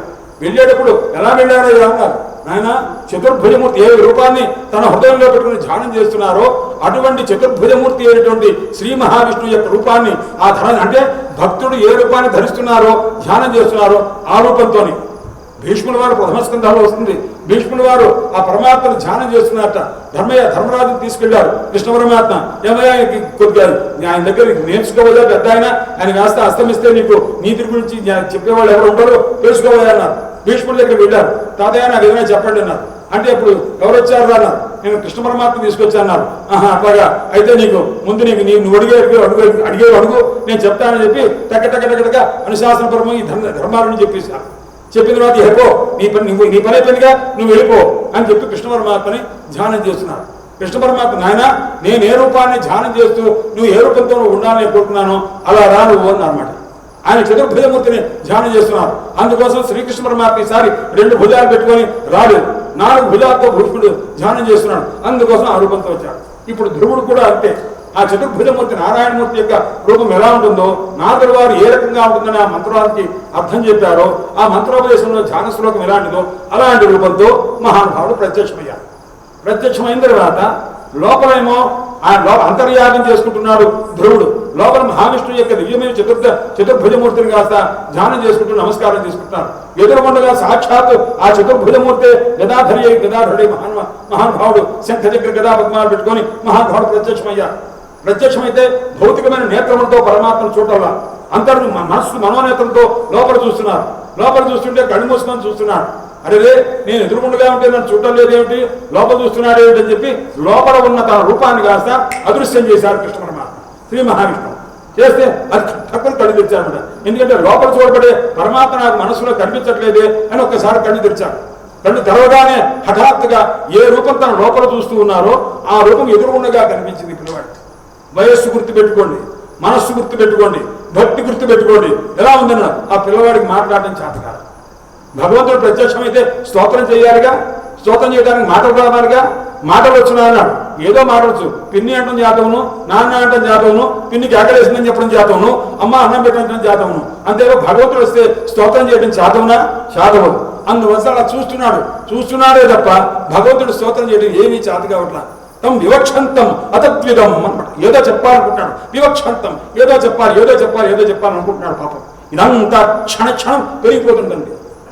ఆ పిల్లవాడు ఏదో చెప్పాలనుకుంటున్నాడు, భగవంతుడు ధ్యానం చేయాలనుకుంటున్నాడు, నారాయణ అనాలంటే రావట్లేదు, ఆ మాట రావట్లేదు. పిల్లవాడిని చూశాడు, వాడు ఏదో చెప్పాలనుకుంటున్నాడు, చెప్పలేకపోతున్నాడు. వాడి మాటలు ఇవ్వాలి అనుకున్నారు పరమాత్మ. అప్పుడు ఏం చేశారయ్యా అన్నారు. ఆ శంఖం తీసుకున్నారు. శంఖం తీసుకుని ఆ పిల్లవాడి దగ్గరికి వెళ్ళి ఒక్కసారి ఆ దవడ మీద ఇట్లా అంటించారట. శంఖం అంటే ఏమిటయ్యా అన్నారు. సమస్త వేదములు కలిసి పరమాత్మ యొక్క స్వరూపంలో ఒక ఆయుధ రూపంగా, ఒక దివ్యమైనటువంటి సాధారణ రూపంగా ఉన్నది. అదేదే కంబుమ వేదమయ శంఖ అంటారన్నమాట. వేదమైనటువంటి శంఖం అనమాట. ఆ వేదమైన మొత్తం వేదములని కలిసి శంఖ రూపంగా ఉన్నది. ఈ శంఖాన్ని ఎప్పుడైతే దౌడికి అంటించారో సమస్తమైన వేదములు కూడా అతనికి భాషించినమాట. వేదములు, వేదాంగములు, ధర్మశాస్త్రము, భక్తి, పురాణములు అన్నీ కలిపి అనమాట. మొత్తం 12 చూడండి. ఎందుకంటే 4 వేదాలు, 6 వేదాంగములు 10, తర్వాత ధర్మశాస్త్రము, పురాణము మొత్తం 2, అది మొత్తం కలిపి మొత్తం 12 అనమాట. ఈ 12 కూడా ఒక్కసారి శంఖం అంటించగానే ఆ మహానుభావుడి యొక్క హృదయంలో చేరిపోయినట్టు. ఇప్పుడు వాక్కు వచ్చిందండి. ఆ వాక్కు వచ్చేసరికి ఆయన ఏం చేశాడు, 12 శ్లోకాలతో పరమాత్మని ధ్యానం చేసి స్తోత్రం చేశాడనమాట. ఎందుకు 12 శ్లోకాలు ఉన్నారు? ఆయన ఎప్పుడయ్యా ఆయన నారదుల వారి దగ్గర ఏం ఉపదేశం అయ్యారు? నారాయణ మంత్రం, వాసుదేవ ద్వాదశాక్షరి. ద్వాదశాక్షరి అంటే ఎన్ని అక్షరాలు? 12 అక్షరాలు. 12 అక్షరాలు కాబట్టి ఆ 12 అక్షరాలకు ప్రతీకగా 12 శ్లోకములు ఆ పరమాత్మ ఆ పిల్లవారి చేత చెప్పించారనమాట. ఆ మహానుభావుడు చెప్పాడు, యో అంతః ప్రవిశ్య మమ వాచమిమాం ప్రసుప్తాం సంజీవయతి అఖిల శక్తిధర స్వధామ్న అన్యాంశ్చ హస్త చరణ శ్రవణ త్వగాదీన్ ప్రాణాన్ నమో భగవతే పురుషాయ తుభ్యం అన్నారు. ఆ మహానుభావుడు స్వామి, ఏ పరమాత్మ నా హృదయగుహంలో ప్రవేశించి బాగా నిద్రిస్తున్న నా వాక్కును కాస్త మేల్కొలిపి భగవంతుని యొక్క స్తుతి రూపంగా చేయడానికి అనుగ్రహించిందో అట్టి ఆ పరమాత్మకు నమస్కారం ప్రారంభం చేశారన్నమాట. అందుచేత ఆ రకంగా పరమాత్మకు స్తోత్రం చేస్తే 12 శ్లోకాలు చెప్పారు. చెప్పిన తర్వాత, నాయన ధ్రువ, నీ మనసులో ఏముంది నేను గ్రహించాను. సరే, నువ్వు అవమానం చేత బాధపడ్డావు కాబట్టి నేను ఏం చేస్తున్నానంటే 36,000 సంవత్సరములు మీ తండ్రి గారి యొక్క రాజ్యాన్ని పరిపాలించి ఆ తర్వాత మృత్యువు యొక్క మూర్తం శిరస్సులందు తలకాయ పెట్టి వైకుంఠానికి వస్తావు అని చెప్పి ధ్రువపదానికి వస్తావు అన్నారంటే వైకుంఠం అని అర్థం చెప్తాను. అందువల్ల వైకుంఠానికి పొందుతావు, నా భక్తుడు అవుతావు రా అబ్బాయి, అక్కడ నిత్య నివాసం ఉంటుంది అని అన్నారు. అని పరమాత్మ అంతర్ధానం అయ్యాడు. అతను కోరుకుంది కూడా అందరికంటే గొప్ప స్థితి కావాలని కోరుకున్నాడు. అందుకోసం ఈ విధంగా అనేసరికి ఆ మహాపరమాత్మ అంతర్ధానం అయ్యారు. ఈ పిల్లవాడు కాస్త ఇంటికి వెళ్ళాడు. ఇతని యొక్క రాక పరమాత్మ దర్శనం వల్ల కలిగిన ముఖంలో ఉన్నటువంటి ఒక దివ్యమైన తేజస్సు ఉంది, అదంతా గ్రహించారు. ఇలా వచ్చిన నారదుల వారు చెప్పారు. వెంటనే ఆ పిల్లవాడిని కాస్త ఆ సురుచి ఆహ్వానం చేసింది, సునీతి ఆహ్వానం చేసింది. ఎందుకంటే భగవద్ దర్శనం చేసుకున్న వాని యొక్క ముఖము శత్రువు కూడా ఆనందపడతాడనమాట. అలా శత్రుభావంతో చూసినటువంటి సురుచి కూడా ఆ పిల్లవాడిని దగ్గరికి తీసుకున్నారు. ఆ రకంగా తీసుకున్నారు. ఆ పిల్లవాడికి రాజ్యం తర్వాత యువరాజ్య పట్టాభిషేకం ఆయనకి ఇచ్చేశారు. ఉత్తముడు అంతకంటే చిన్నవాడు, అందుకోసం ఆయనకి రాజ్యం కూడా ఈయనకి ఇచ్చారు. ఇలా ఉంటూ ఉండగా ఒక రోజున ఉత్తముడు అరణ్యానికి వెళ్ళాడు. అరణ్యానికి వెళ్ళేసరికి అక్కడ ఒక యక్షుడితోటి యుద్ధం జరిగింది. ఆ యక్షుడి చేతిలో ఈ ఉత్తముడు చనిపోయాడు. చనిపోయేసరికి వెంటనే ఈ విషయం ధ్రువుడికి తెలిసింది. నా సోదరుని చంపుతాడా యక్షుడని యక్షుడి మీద యుద్ధానికి వెళ్ళాడు. యుద్ధానికి వెళ్ళేసరికి అనేక మంది యక్షులు చంపడం మొదలుపెట్టాడు. నిష్కారణంగా ఇంతమంది చంపుతూ ఉంటే ఆయన ఇది సరైన పద్ధతి కాదురా అబ్బాయి అని స్వయంభూమనికి వచ్చి, నువ్వు ఇలా చేయకూడదు, దేవతావర్గమైనటువంటి యక్షులతో నువ్వు ఇలా చేయకూడదు అంటే నారాయణాస్త్రం అని ఒక అస్త్రం ఉంటే ఆ అస్త్రం వేసి మరీ వాడిని చంపడం మొదలుపెట్టాడు. తప్పు నాయన, ఎంత ఇప్పటిదాకా తపస్సు చేసి 6 నెలల లోపలే పరమాత్మని ప్రత్యక్షం చేసుకున్నటువంటి నీ జ్ఞానాంతా ఏమైందిరా నాయన? ఋషులు 1000 సంవత్సరాలు తపస్సు చేసినా కానీ ప్రత్యక్షం కానీ పరమాత్మ 6 నెలల్లో నీకు ప్రత్యక్షమయ్యారే, నీ వివేకంతా ఏమైపోయింది కనుక ఇలా చేయవద్దు, వెంటనే యుద్ధం విరమించు, కుబేరునితో స్నేహం పొందు, ఆయన అనుగ్రహాన్ని పొందు అని మందలించారు. మందలిస్తే వెంటనే ఆ తాతగారు చెప్పినటువంటి మాట విని వెంటనే అతని యుద్ధం మానారు. మానిన తర్వాత ఆయన యొక్క అనుగ్రహాన్ని పొందారు. ఆ తర్వాత జరిగింది ఆయన సంతానం అంతా తర్వాత వరుస ఇలా క్రమక్రమంగా సంతానం కలిగితే 4వ తరంలో ఇంకో మహానుభావుడు పుట్టారు. సాక్షాత్తు విష్ణుమూర్తి యొక్క అంశతో పుట్టారు. ఆయన పేరు పృథు చక్రవర్తి అంటారు అన్నమాట. ధ్రువుని యొక్క వంశంలోనే వరుస అన్నమాట. ఆ పృథు చక్రవర్తి సాక్షాత్తు మహావిష్ణువు యొక్క అంశ. ఆయన పుట్టేటప్పుడు ఎలా పుట్టారయ్యా అన్నారు అంటే, ఒక మహానుభావుని యొక్క వేణుడనున్నాడు. వేణుడు యొక్క తండ్రి అంగుడనున్నాడు. ఆ అంగుడి యొక్క కుమారుడు వేణుడు. వీడు ఏం చేశాడు, అంగుడు కాస్త చనిపోయాడు. చనిపోయిన తర్వాత ఈ వేణుడు ఆ అల్లరి చేస్తుండేవాడు, అందరిని కాస్త హింస పెడుతుండేవాడు. అలాంటి వాడిని కాస్త రాజుని చేద్దామని అనుకున్నారు. రాజుని చేద్దామంటే అతను రాజు అయిన తర్వాత యువరాజు అయిన తర్వాత మీరు ఎవరు యజ్ఞాలు చేయడానికి వీల్లేదు, నన్నే ఆరాధించాలి. ఎందుకంటే దిక్పాలకులు సమస్త విష్ణువు యొక్క అంశతోటి రాజు ఉంటా అన్నాడు. విష్ణువుకు చేసే పూజ నాకు చేయండి, మీరు ఎక్కడ యజ్ఞాలు చేయడానికి వీలేదని ఖండించడం మొదలుపెట్టారు. ఋషులు అన్నారు, నాయన తప్పు చేస్తున్నావు, పొరపాటు, నేను చెప్పిన మాట వినండి అని చెప్పి వాడు ముందు మందలించారు. యువరాజును వాడే చేశారు, అయినా మందలించారు, వినలేదు. వాడికి చివరికి చాలా అధర్మంతో ఉన్నాడు ఇతను వేణుడు అని చెప్పి ఆ వేణుని కాస్త ఒక్కసారి అందరిసి ఒక్కసారి హుంకారం చేశారు. ఛీ, ఏం రాదురా నీవు అని కోపంగా తెచ్చుకున్నారు. వాడి యొక్క తపస్సు ఏదైతే ఉందో ఆ తపస్సు వీళ్ళ యొక్క కోపరూపంగా వచ్చి ఆ కోపరూపం కాస్త ఒక్కసారి వీళ్ళ కోపం తాలూకు హుంకారానికి వెంటనే చనిపోయాడు వేణుడు కాస్త. చనిపోయేసరికి ఈ రాజు చావడానికి వీళ్ళ కోపం కారణమైంది. ఆ కోపం కారణం అయ్యేసరికి అరే అరాచకం అయిపోయింది, రాజు లేడే, రాజు లేకపోతే దొంగలంతా వచ్చేస్తారు, మీద పడతారు. వేణుడు ఉంటుండగా ఒక్క దొంగ బయటికి రాలా. ఎందుకంటే దొంగ అన్నవాడు ఎవరన్నా ఉన్నా అంటే వాడిని శిరచ్ఛేదం చేయడం తప్ప ఇంకో పరిష్కారం లేదనమాట. అందువల్ల వేణుడి యొక్క హింస కూడా అంత భయంకరంగా ఉంది. అందుకోసం ఎవరు రాలేదు. ఇప్పుడు ఏమైంది, చివరికి రాజు కాస్తా పోయాడు, ఇతనికి వివాహం కూడా కాల, సంతానం లేదు, కాబట్టి అరాజకం అయిపోయింది. ఏం చెయ్యాలి అంటున్నారు. వెంటనే వేణుడి యొక్క కడేబరాన్ని ఒక తైలం అంటే ఒక నూనె తాడు, తాగినటువంటి నూనె ఉంటే ఆ నూనె తాడు ఒక కటాహం లాంటి పెద్దది ఉంటే దాంట్లో ఉంచారు ఆ శరీరాన్ని. ఏం చేస్తే బాగా ఉంటుందని ఆలోచించారు. ఆయన తల్లిగారు ఉన్నారు, ఆ తల్లితో చెప్పారు. ఆమె పేరు సునీత అని, మృత్యుదేవత యొక్క కూతురు ఆమె. ఆమెతో చెప్పారు, అమ్మ ఏం చేయాలి, అయ్యా నాకేం తోచట్లేదు, మీరు చెయ్యండి, ఏం చేస్తారో చేయండి అని అంటే అప్పుడు వెంటనే వాడు ఏం చేశారంటే ఆయన తాలూకు శరీరావయవాల్ని మథన చేసి అంటే అరగదీస్తే ఒక స్వరూపం పుట్టేట్టుగా అంటే ఒక వ్యక్తి పుట్టేట్టుగా వాడు చేశారు. అంటే స్త్రీ సంబంధం లేదేం లేదు, ఆ శరీరాంతాలకు అవయవం తీసుకొని దాన్ని ఆ తొడభాగం తీశాడు. తొడభాగం తీసి దాన్ని బాగా అరగదీస్తున్నారు. అంటే గంధం చెక్కతోటి కనుక రాయికి రాసి గంధం వచ్చినట్టుగా అరగదీస్తుంటే అందులో నుంచి ఒక పొట్టిగా ఒక పురుషుడు నల్లగా ఒకడు పుట్టాడు. వాడు పుడితే ఇప్పుడు రాజలక్షణాలు ఏమన్నా ఉన్నవా అన్నారు. రాజలక్షణాలేను, పొట్టిగా మరుగుజ్జులాగా ఉన్నాడు, నల్లగా ఉన్నాడు, చూడటానికి అందంగా లేడు. వీడు యువరాజుగా ఉంటానికి ఏమర్హుడు, చీచి బాగా లేదనుకొని అప్పుడు అన్నాడు, నన్నేం చేయమంటారు అన్నాడు. వాడు లేచి నిషీద ఇక్కడ కూర్చోరా, నువ్వు మాట్లాడకుండా కూర్చోన్నాడు. నిషీద అంటే నిషాదుడు అయ్యాడనమాట. అంటే ఆటవికులకు రాజు అయిపో, ఇక్కడ ఉన్నది వెళ్ళిపో అన్నమాట. వాడు కాస్త అడవుల్లో ఉండి అక్కడ వాడికి రాజుగా ఉంటూ కాలక్షేపం చేశాడు. ఈసారి ఏం చేశారు, బాగాలేదు, ఏం చేయాలంటే భుజాలు కాస్త మదనం చేద్దాం, కాళ్ళు కాస్త కాకుండా భుజాలు మదనం చేద్దామని భుజములు రెండు కూడా తీసి దాన్ని కాస్త మదనం చేసి మంత్రపూర్ణంగా మదనం చేసేసరికి అందులో నుంచి ఇద్దరు స్త్రీ పురుషులు ఇద్దరు పుట్టారు. అందులో ఎడమ భుజంలో నుంచి సాక్షాత్తు లక్ష్మీ స్వరూపిణి అర్చిదేవి అని ఒక మహాతల్లి ఆవిర్భవించింది. లక్ష్మీ స్వరూపిణి కుడి భుజంలో నుంచి సాక్షాత్తు మహావిష్ణువు యొక్క అంశతోటి పృథు చక్రవర్తి ఆవిర్భవించాడు. వీళ్ళు ఆవిర్భవిస్తూనే భార్యాభర్తలుగా ఆవిర్భవించారన్నమాట. ఆ ఇద్దరికి కూడాను సమస్తమైన దేవతలు కూడా ఆ పృథు చక్రవర్తి కనుక ఆభరణాలు, ఆయుధాలు అవన్నీ కూడా ఇచ్చారు. ఇచ్చిన తర్వాత వాళ్ళ స్తోత్రం చేయడానికి బందిమాగధులు వచ్చి బ్రహ్మాండంగా స్తోత్రం చేస్తున్నారు. ఆపమన్నారు పృథు చక్రవర్తి. ఏం చేశారని, ఏం చేయబోతున్నారని కనుక మీరు నన్ను స్తోత్రం చేస్తున్నారు నాయన, ఇప్పుడు స్తోత్రం చేయవద్దు అన్నారు.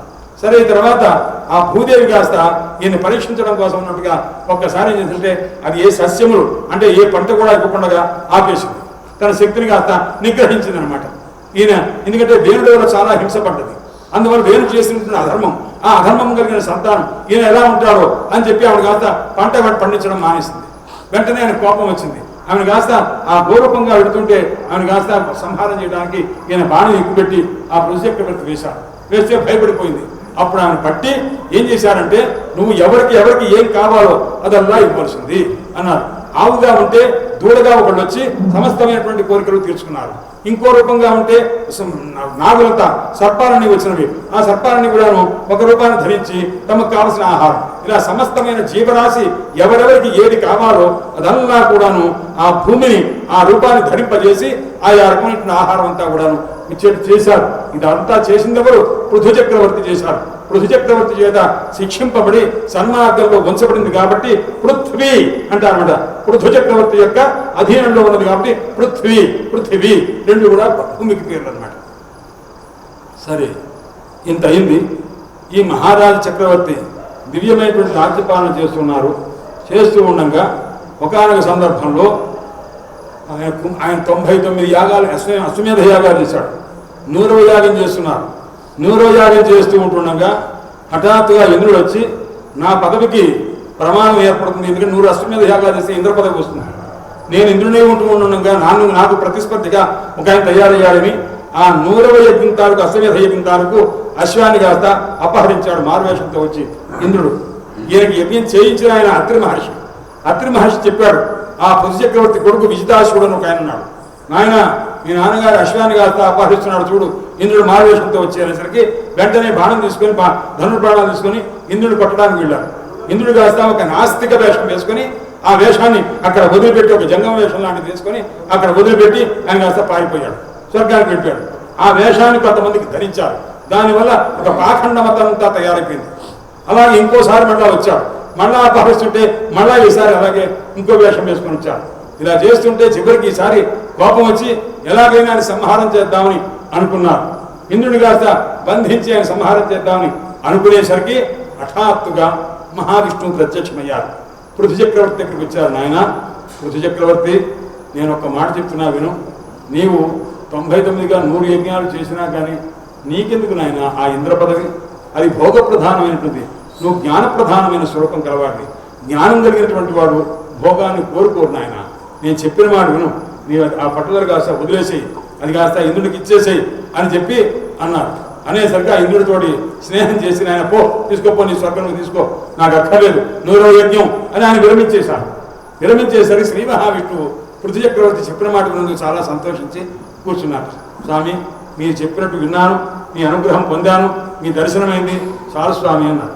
సరే సరే ఉంటాను స్వామి అన్నారు. ఎవరు? పృథు చక్రవర్తి.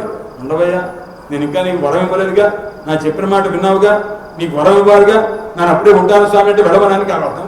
మనం సామాన్యంగా ఫోన్ చేస్తూ ఉంటుంటాం అనమాట. ఎవరన్నా ఫోన్ చేస్తుంటే ఓ 10 నిమిషాల తర్వాత మాట్లాడతాను అన్నారు. అంటే ఈ ఉన్నవాడు 10 నిమిషాలు వెళ్ళిపోని దానికి అర్థం కదండి.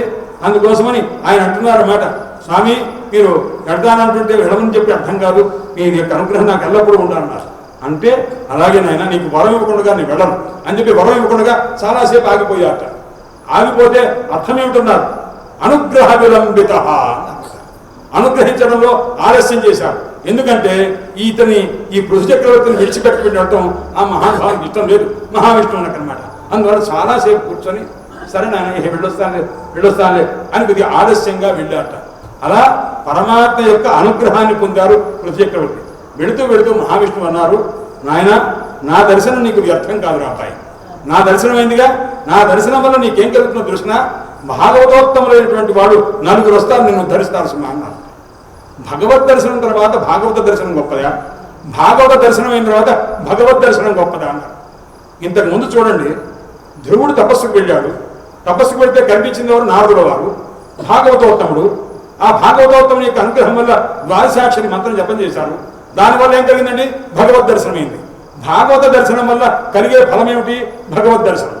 ఇప్పుడు భగవంతుడు ప్రత్యక్షమయ్యాడు పృథు చక్రవర్తికి.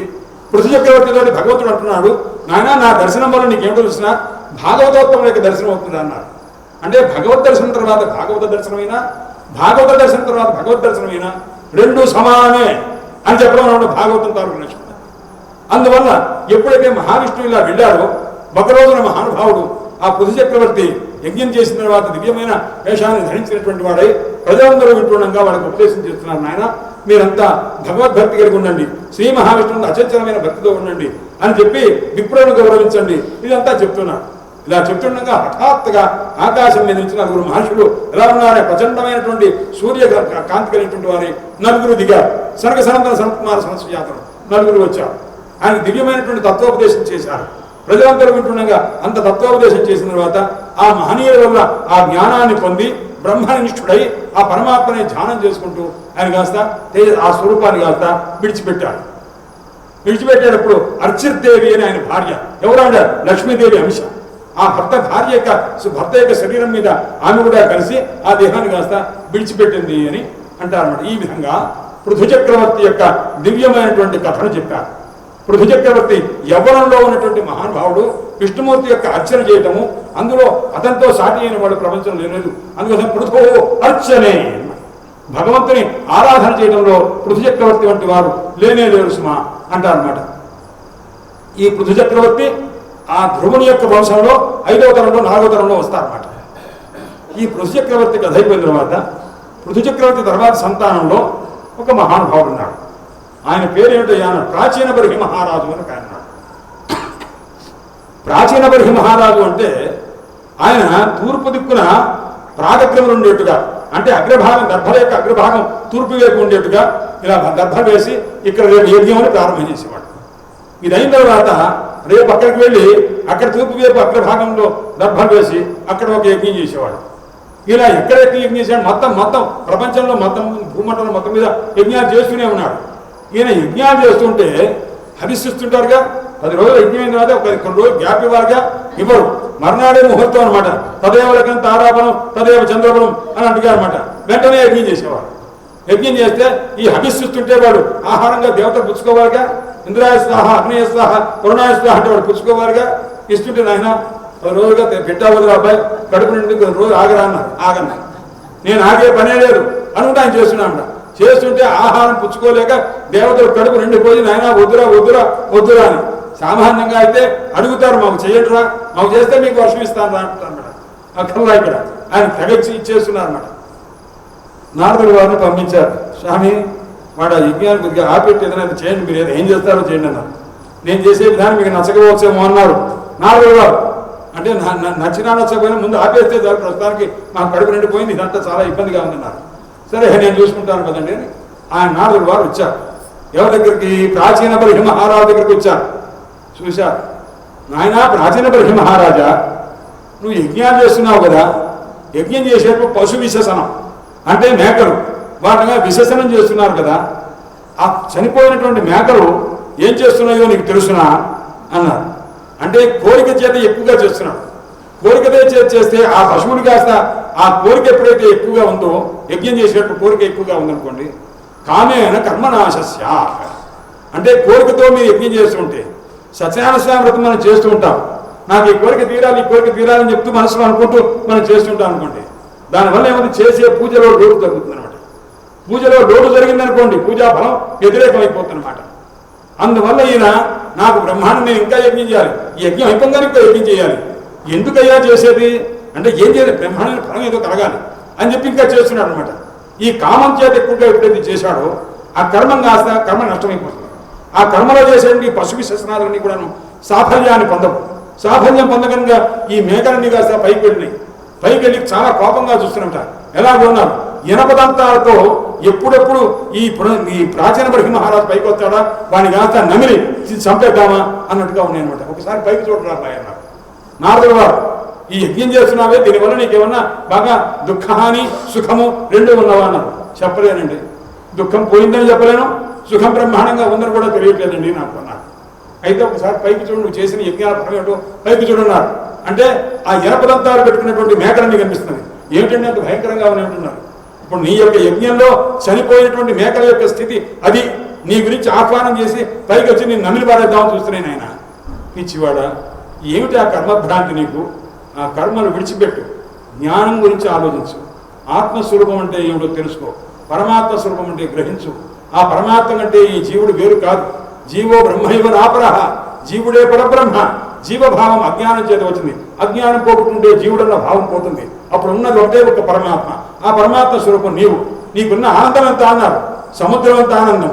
బ్రహ్మాండ దేవతల యొక్క ఆనందం ఎంత అన్నారు, ఒక నీటి తుంపుడు యొక్క ఆనందంలో 100వ వంతు అయ్యావాడు అన్నారు. నీవు ఆత్మస్వరూపం తెలిస్తే నీకంత సముద్రం అంత ఆనందం నీలో ఉన్నట్టు తెలుస్తుంది ఆయన. కాబట్టి పిచ్చివాడ, ముందు ఈ కర్మని విడిచిపెట్టేసేయి అని అనమాట.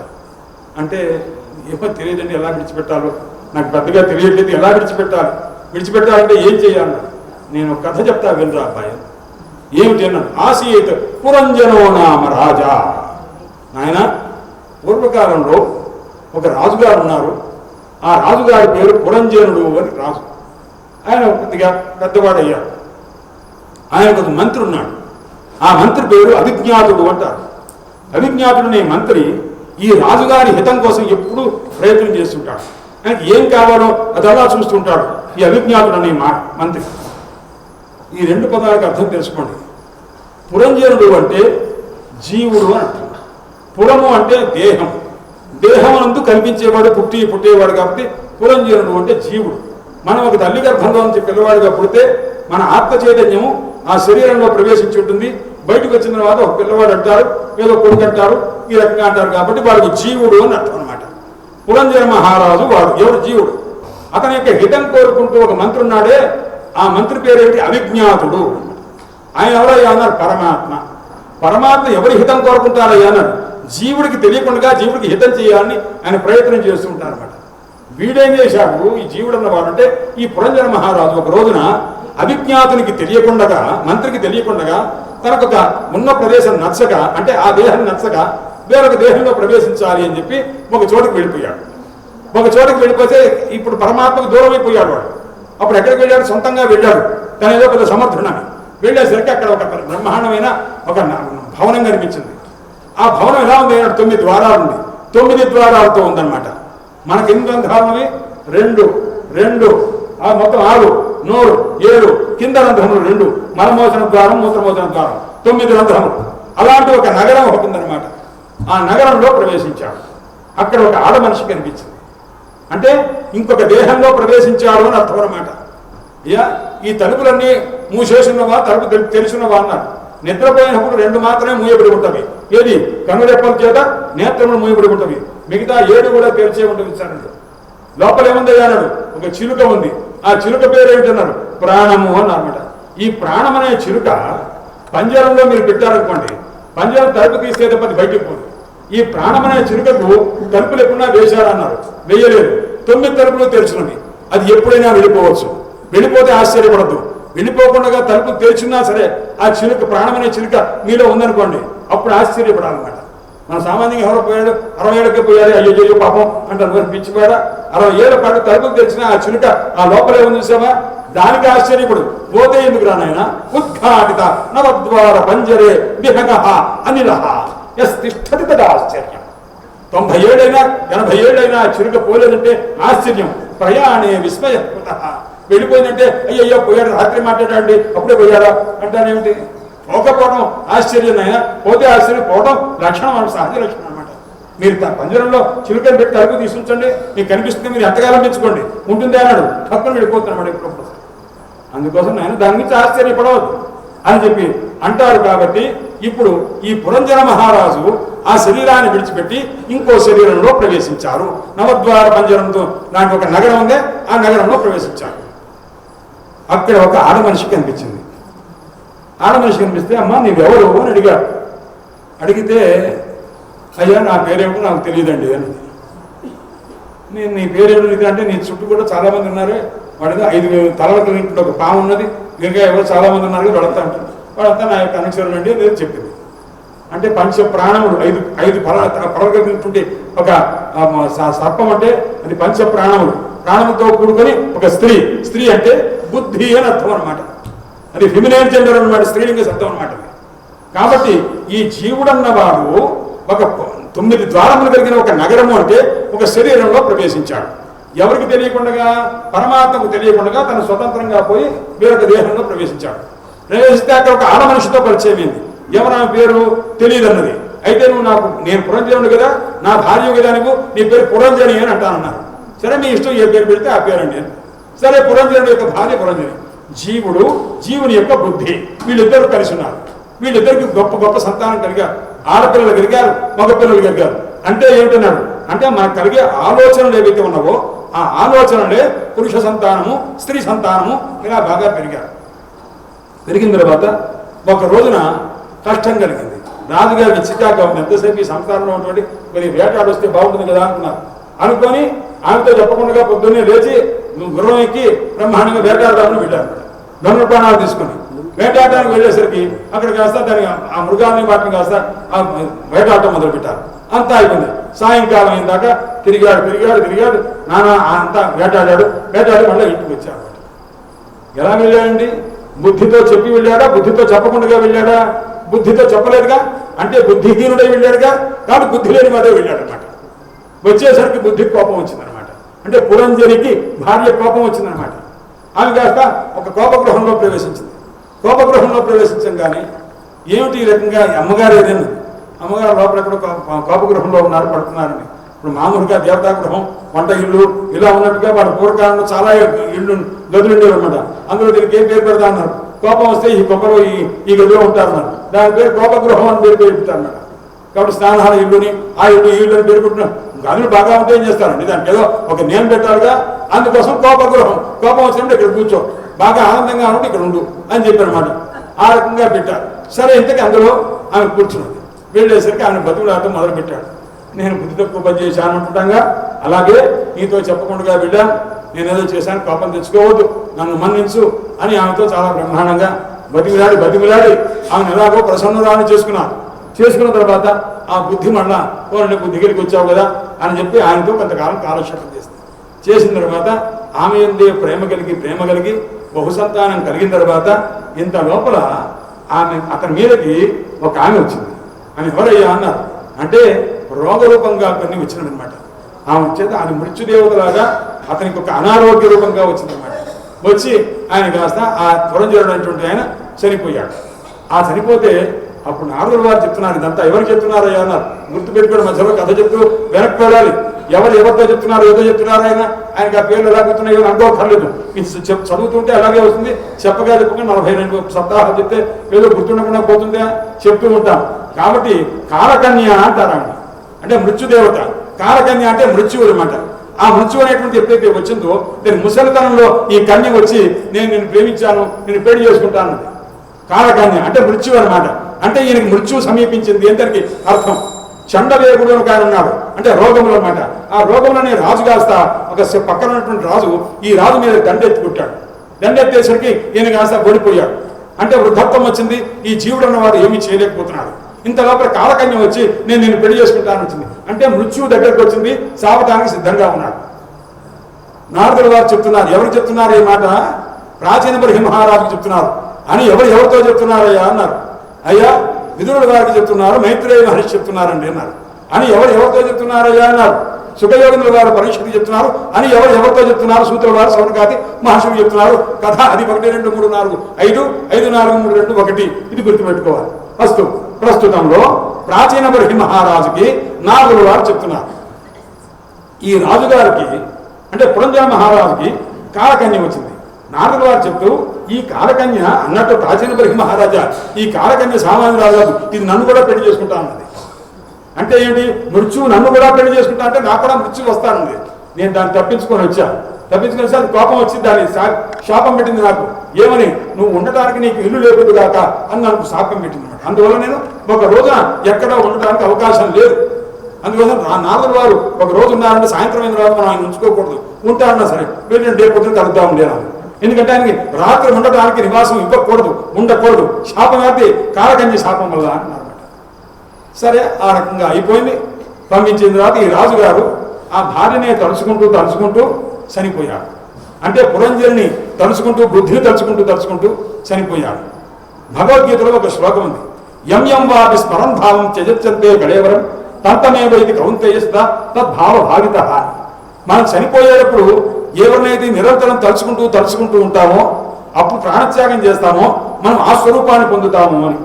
భగవన్నామం చేసుకుంటూ భగవత్ స్వరూపాన్ని ధ్యానం చేసుకుంటూ అంతే నారాయణ స్మృతి. మనం ఎప్పుడైతే చనిపోతామో అప్పుడు ఆ భగవంతుని యొక్క స్మరణ చేసుకుంటే భగవత్ స్వరూపాన్ని పొందుతాము. అందుకోసమే గజేంద్ర మోక్షం పొద్దునే తెల్లవారుజామున చదువుకుంటుంటారు అనమాట. ఎందుకంటే భగవత్ స్వరూపం ఆపన్నివారకుడైన పరమాత్మ యొక్క ధ్యానం చేయగా భగవంతుని యొక్క అనుగ్రహం కలుగుతుంది, కృతార్థం అవుతామని చెప్పినమాట. అందువల్ల ఆ భగవత్ అలాగే ఈయన ఏం చేశాడు? పురంజర మహారాజు భార్య తలుచుకుంటూ చనిపోయాడు. ఆయన ఏ స్వరూపం అయ్యాడు? ఆ స్త్రీ రూపాన్ని తలుచుకుంటూ పోయాడు. కాబట్టి మనుజన్మలో ఆయన విదర్భ దేశపు మహారాజు కూతురుగా పుట్టారు. ఎవరు? పురంజర మహారాజు ఇప్పుడు ఆడమనిషి అయ్యి భార్యను తలుచుకోవడం వల్ల ఒక స్త్రీ రూపాన్ని ధరించారు. విదర్భ మహారాజు యొక్క కూతురుగా పుట్టారు. పుడితే ఈమె ఎవరివత అయింది? ఈ విదర్భరాజపుత్రి. అంటే పురంజర మహారాజు విదర్భరాజపుత్రిగా అయ్యేసరికి ఆయనకు వివాహం చేయాల్సి వచ్చింది. వాళ్ళ తండ్రి గారు చేశారు. ఎవరికి ఇచ్చారు? మలయధ్వజ మహారాజు అని ఒక ఆయన ఉంటే ఆయనకి ఇచ్చి వివాహం చేశారు. చేస్తే వాళ్ళిద్దరికీ కూడా సంతానం కలిగారు. సంతానం కలిగితే వాళ్ళందరికీ కూడా రాజ్యాన్ని అంతా పంచిపెట్టి తర్వాత కొంత వయస్సు వచ్చిన తర్వాత మనం ఇక్కడ ఉండవద్దు, మనం హాయిగా ప్రశాంతంగా ఇక్కడ ఆశ్రమంలో మనం ఉంటాము, వానప్రస్థంలో ఉందామని చెప్పి వాళ్ళు ఒక అరణ్యానికి వెళ్ళి అక్కడ కాలక్షేపం చేస్తారు. ఇలా ఉంటుండగా రాజ్యం అంతా పిల్లలకు అప్పచెప్పారు. వీళ్ళు జ్ఞానం కలిగి అక్కడ వెళ్ళిపోదాం అనుకున్నారు. ఇంత లోపల ఆయనకు అనారోగ్యం చేసింది. ఎవరికి? మలయధ్వజ మహారాజుకి అనారోగ్యం చేసేసరికి భర్త యొక్క వియోగాన్ని తట్టుకోలేక ఆయన అనారోగ్యాన్ని తట్టుకోలేక ఏమిటది స్పృహ తప్పిపోయారు, మేము మాట్లాడండి అని ఏడుస్తున్నారు అనమాట. ఎవరు? పురంజర మహారాజు స్త్రీ రూపంతో ఉన్న విదర్భ రాజకుమార్తె కూర్చొని భర్తకి సేవ చేస్తున్నది. సేవ చేస్తూ కాళ్ళకి కాస్త ఆ లోపల అరికాళ్ళకి ఆ చల్లదనం వచ్చేస్తుంటే చల్లదనాన్ని తట్టుకోలేకుండా ఆవిరి రావాలని చెప్పి బాగా అరగదీస్తూ కాళ్ళకి కాస్త వేడితనం వచ్చేట్టుగా ఊష్మం వచ్చేట్టుగా ప్రయత్నం చేస్తుంది, ఏడుస్తున్నది. ఏమంటే రక్షించేవాడు ఎవరు లేరా, రక్షించేవాడు ఎవరు లేరా అని ఏడుస్తున్నది. ఎక్కడో అరణ్యంలో ఎక్కడో వానప్రస్థంలో ఉంటే ఎవరు పలికేవాడు ఉన్నారు కనుక ఎవరు లేరు, భగవంతుడే పలకాలి. అందుకోసమని ఎవరన్నా రక్షించేవారు లేదని చూస్తూ రక్షితారం అపశ్యంతి, రక్షించేవాడిని ఎవరిని చూడలేదు, బాధపడుతున్నది. ఇంత లోపల హఠాత్తుగా ఒక మహానుభావుడు వచ్చాడు. ఒక మహానుభావుడు వచ్చేసరికి అమ్మ ఏమిటి ఏడుస్తున్నావు అన్నారు. ఏమంటే మీరు వచ్చారా, మా వారికి అనారోగ్యంగా ఉంది, ఒకసారి రక్షించండి అన్నారు. అసలు నువ్వెవరో తెలుసా, నన్ను గుర్తుపట్టావా అన్నారు. అంటే మీరెవరో తెలియదు, వారిని రక్షించండి అన్నారు. నన్ను గుర్తుపట్టలేదా అన్నారు. ఎవరండి మీరు అన్నారు. నీవే నేను, నేనే నీవు, నీకు నాకు భేదం లేదు. ఇది మాట, తెలుగులో మాట. నీవే నేను అంటే నీవు జీవుడు అనుకుంటున్నావు, నేను పరమాత్మను. జీవుడు అనేటువంటి వాడు వేరే లేరు. జీవభావం కలిగినప్పుడు, అజ్ఞానం కలిగినప్పుడు జీవుడు పడుతున్నాడు, అజ్ఞానం లేనప్పుడు పరమాత్మ పడుతున్నాడు. కాబట్టి ఆవయోహన భేద, మన ఇద్దరికి భేదం లేదు. నచాన్యస్వం, నాకంటే నువ్వు వేరు కానే కాదు. కాబట్టి నీవు గుర్తుపెట్టుకో, నీ యొక్క జీవభావాన్ని విడిచిపెట్టు. ఈ జీవభావం ఎలా వచ్చింది, అజ్ఞానం వల్ల వచ్చింది. అజ్ఞానం నుంచా, అజ్ఞానాన్ని విడిచిపెట్టు. నేను జీవుణ్ణి అనే భావాన్ని విడిచిపెట్టు. అది విడిచిపెట్టడం ఎందుకంటే ఏం లేదండి, లేకపోతే బ్రహ్మాండంగా కత్తులు సాములు చేసి తీయక్కర్లేదండి. నేను జీవుణ్ణి కాదు, నేను పరమాత్మ స్వరూపం అనుకో. యోగవాసిష్టంలో చెప్తారు, నాయన ఒక ఆ చిగురాకు ఉందనుకో, చిగురాకుని చిదమాలంటే నలపాలి అంటే ఈ వేలు కలిసి ఇలా ఒక్కసారి గట్టిగా అనాలి. ఇంత కష్టపడాలి. ఇంత కూడా లేదు నాయన. ఆత్మస్వరూపం తెలుసుకోవాలంటే నీవు జీవుడవు కాదు, నీవు పరమాత్మవు అని ఒక మాట చెప్తాను. ఇది అర్థం చేసుకుంటే నువ్వు పరమాత్మ స్వరూపాన్ని ఉంటావు. దీనికి ఎంత అంత కష్టపడాల్సిన అవసరం ఉంది. కానీ అనుకోలేమే, అనుకున్న ఆ భావం నిలవదే. అందుకోసం ఇన్ని ఉపనిషత్తులు, ఇంత వేదాంతము, ఇంత శాస్త్రములు, ఇన్ని పురాణములు, ఇన్ని వైరాగ్య ప్రకరణములు కావాల్సి వచ్చినా మనకేమన్నా అర్థమవుతుందా, వంట పడుతున్నదా, అనుకోగలుగుతున్నావా అన్నారు. లేదనమాట. అందుచేత ఎంత కష్టము వేదాంత భావన చేయడం అనేది. ఈ రకంగా చెప్పారు. గమనచాన్యస్వం, నాకంటే నువ్వు వేరు కాదు అబ్బాయి, అది గుర్తుపెట్టుకో అన్నమాట. అది పుంలింగంలో చెప్పేసరికి అప్పుడు వెంటనే ఆ మహానుభావుని చూసిన తర్వాత ఆమె గుర్తొచ్చింది. ఎవరికి? పురంజని. అది పురంజన మహారాజుకి స్త్రీ రూపమైన విదర్భరాజకునాథుకు జ్ఞానం కలిగింది, మోక్షం కలిగింది, కృతార్థురాలైంది. ఈ విధంగా నాయన, ఓ ప్రాచీన బర్హి మహారాజా, నీవు కూడా ఈ కర్మ వల్ల కలిగేటువంటి ఏ లోకములు ఏవైతే ఉన్నావో అవి శాశ్వతములు కావు, అవి నీకు మోచకములు కాదు, మోక్షప్రదములు కాదు. నీవు జీవుడవు, జీవభావం చేతి ఈ పనులను చేస్తున్నావు. ఆ జీవభావాన్ని విడిచిపెట్టు, పరమాత్మ స్వరూపాన్ని పొందుతావు, పరమాత్మ అవుతావు. అప్పుడు నువ్వు చేయవలసినటువంటి కర్తవ్యం అనేది ఉండనే ఉండదు, కర్మ అనేటువంటిది ఉండనే ఉండదు రాయబాయి. ఇది తెలుసుకో అని ఈ రకంగా చెప్పారు. చెప్పంగానే ఆ పారోక్ష విజ్ఞానం అది కొద్దిగా సింబాలిజంగా ఉందన్నమాట. ఈ సింబాలిజం అంటే ఇదంతా ఈ పురంజనుడు అంటే ఎవరు, పురంజనుడు అంటే ఏమిటి, ఈ గృహం అంటే ఏమిటి, ఇదంతా మన వివరణ చేయండి అని చెప్పారు. చెప్పిన తర్వాత ఆ మహానుభావుని కృతార్థుని చేశారు. ఈ విధంగా పురంజనోపాఖ్యానం ఇది 4వ ప్రకరణం అన్నమాట. మొదట స్త్రీ ప్రకరణం, దక్షయజ్ఞ ధ్వంస, తర్వాత ధ్రువోపాఖ్యానం, తర్వాత పృథు చక్రవర్తి కథ, తర్వాత పురంజనోపాఖ్యానం. స్త్రీ, బాల, యువక, వృద్ధ కథమైంది. చతుర్థ స్కంధమైంది. ఇక పంచమ స్కంధంలోకి వచ్చాం మనం. ఈ కథనంతా చెప్పిన తర్వాత మైత్రేయ మహర్షి, నాయన ఈ విధంగా భక్తుల యొక్క కథ గ్రహించి కృతార్థుడు కావలసింది పరమాత్మ ఇంతవరకు నా చేత చెప్పించారు నీకు అని మైత్రేయ మహర్షి అన్నారు. అనగానే ఆ విధుల వారు మైత్రేయ మహర్షిలో జ్ఞానం కలిగి కృతార్థులై ఆయన బయలుదేరి వెళ్ళిపోయారు. ఇంతవరకు వీళ్ళిద్దరి యొక్క పాత్ర అయిపోయింది. ఇప్పుడు వీళ్ళిద్దరు పాత్ర అయిపోతే ఇంకెవరుంటారు ఉన్నారు. సుఖయోగింద్రుల వారు, పరీక్షణ మహారాజు ఉన్నారు. ఇప్పుడు సుఖయోగింద్రుల వారు పరీక్షణ మహారాజు ఇస్తున్నారు. నాయన ఈ విధంగా ఉత్తానపాదుల యొక్క వంశంలో ఉన్న పెద్దలు మహానుభావులు ఎవరికి ఉన్నారు వాడికి అని చెప్పాను కదా. ఇప్పుడు నీకు పంచమ స్కంధం మొదలుపెట్టాను. ఇందులో ఆ స్వయంభూమం యొక్క పెద్ద కుమారుడు ఉన్నాడే ప్రియవ్రతుడు అని ఒక మహానుభావుడు. ఆయన విష్ణు భక్తుడు. ప్రియవ్రతుడు అంటే అందరికీ ఇష్టమైన వారు ఎవరయ్యా అన్నారు, మహావిష్ణువయ్యా అన్నారు. ఆయన్నే ఆశ్రయించడం అయితే ఉందో దాన్నే వ్రతం అంటారు. అందువల్ల ప్రియవ్రతుడు అంటే విష్ణుమూర్తినే వ్రతంగా భావించేవాడు కాబట్టి ఆయనకి ప్రియవ్రతుడు అని పేరు పెట్టారు. వాళ్ళ నాన్నగారు స్వయంభూమను. ఆయన ఏం చేశాడు, నాదుల వారి దగ్గర శిష్యరికం చేశాడు. నాదుల వారిని ఆశ్రయించి, స్వామి నాకు జ్ఞానాన్ని ఉపదేశం చేయండి, నేను కృతార్థుని అయ్యేట్టు, నాకు మోక్షాన్ని పొందేట్టు, వైరాగ్యం కలిగేట్టు, భక్తి కలిగేట్టు అనుగ్రహించండి.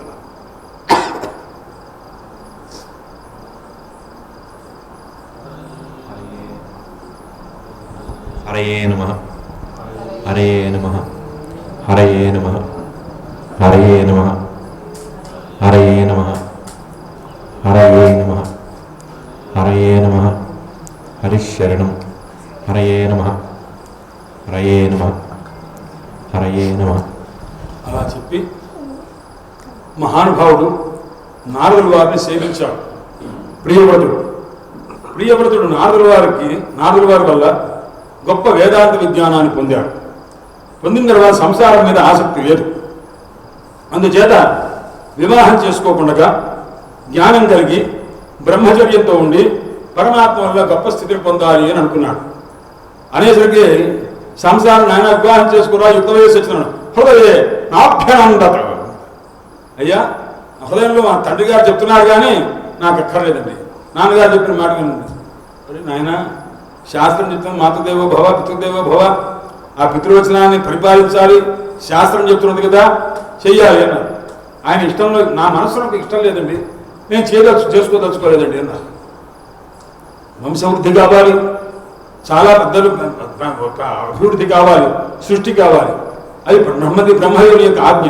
బ్రహ్మదేవుడు అంటే స్వయంభూమనుకు ఆయన తండ్రి గారు, అంటే తండ్రి గారు చెప్పిన మాట స్వయంభూమను వినాలి, స్వయంభూమను చెప్పినటువంటి మాట ప్రియవ్రతుడు వినాలన్నమాట.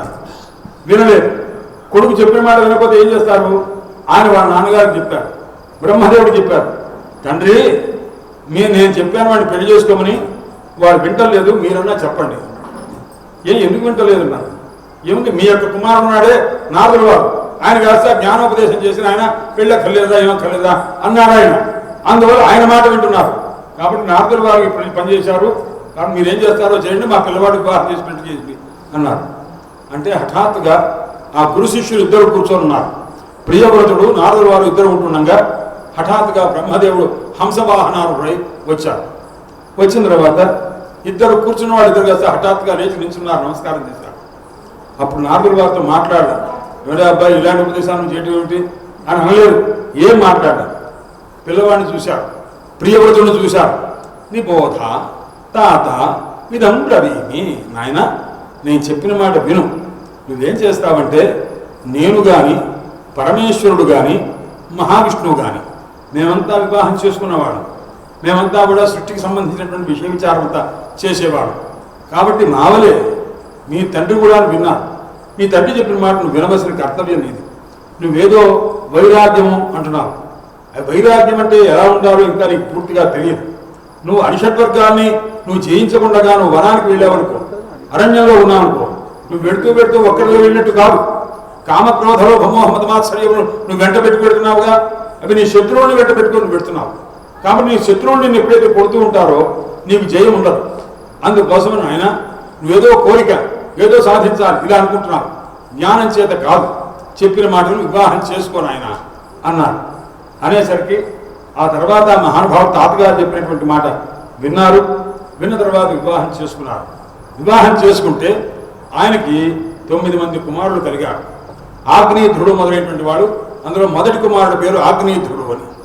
ఆగ్నేయధ్రుడు అనేటువంటి కుమారుడు కలిగితే అప్పుడు ఈ పిల్లవాడు కూడా ప్రియవ్రతుడు పోలిక వచ్చి వాడు కూడా వివాహం చేసుకోనంటే మళ్ళా వాడిని బతిమలాడుకోవడం కోసం మళ్ళా రావాలిగా. అందుకోసం బ్రహ్మదేవుడు ఏం చేశారంటే వీళ్ళందరికీ వీళ్ళ పోలికలు ఏమన్నా వస్తాయేమో అని ఆయన ఒకసారి ఈ ప్రియవ్రతుడు వీళ్ళందరికీ రాజ్యం అంతా నవఖండ భూమండలం 9 మంది కుమారులు కలిగారు. అందరికీ అగ్నిదేవుడి పేర్లే పెట్టారు.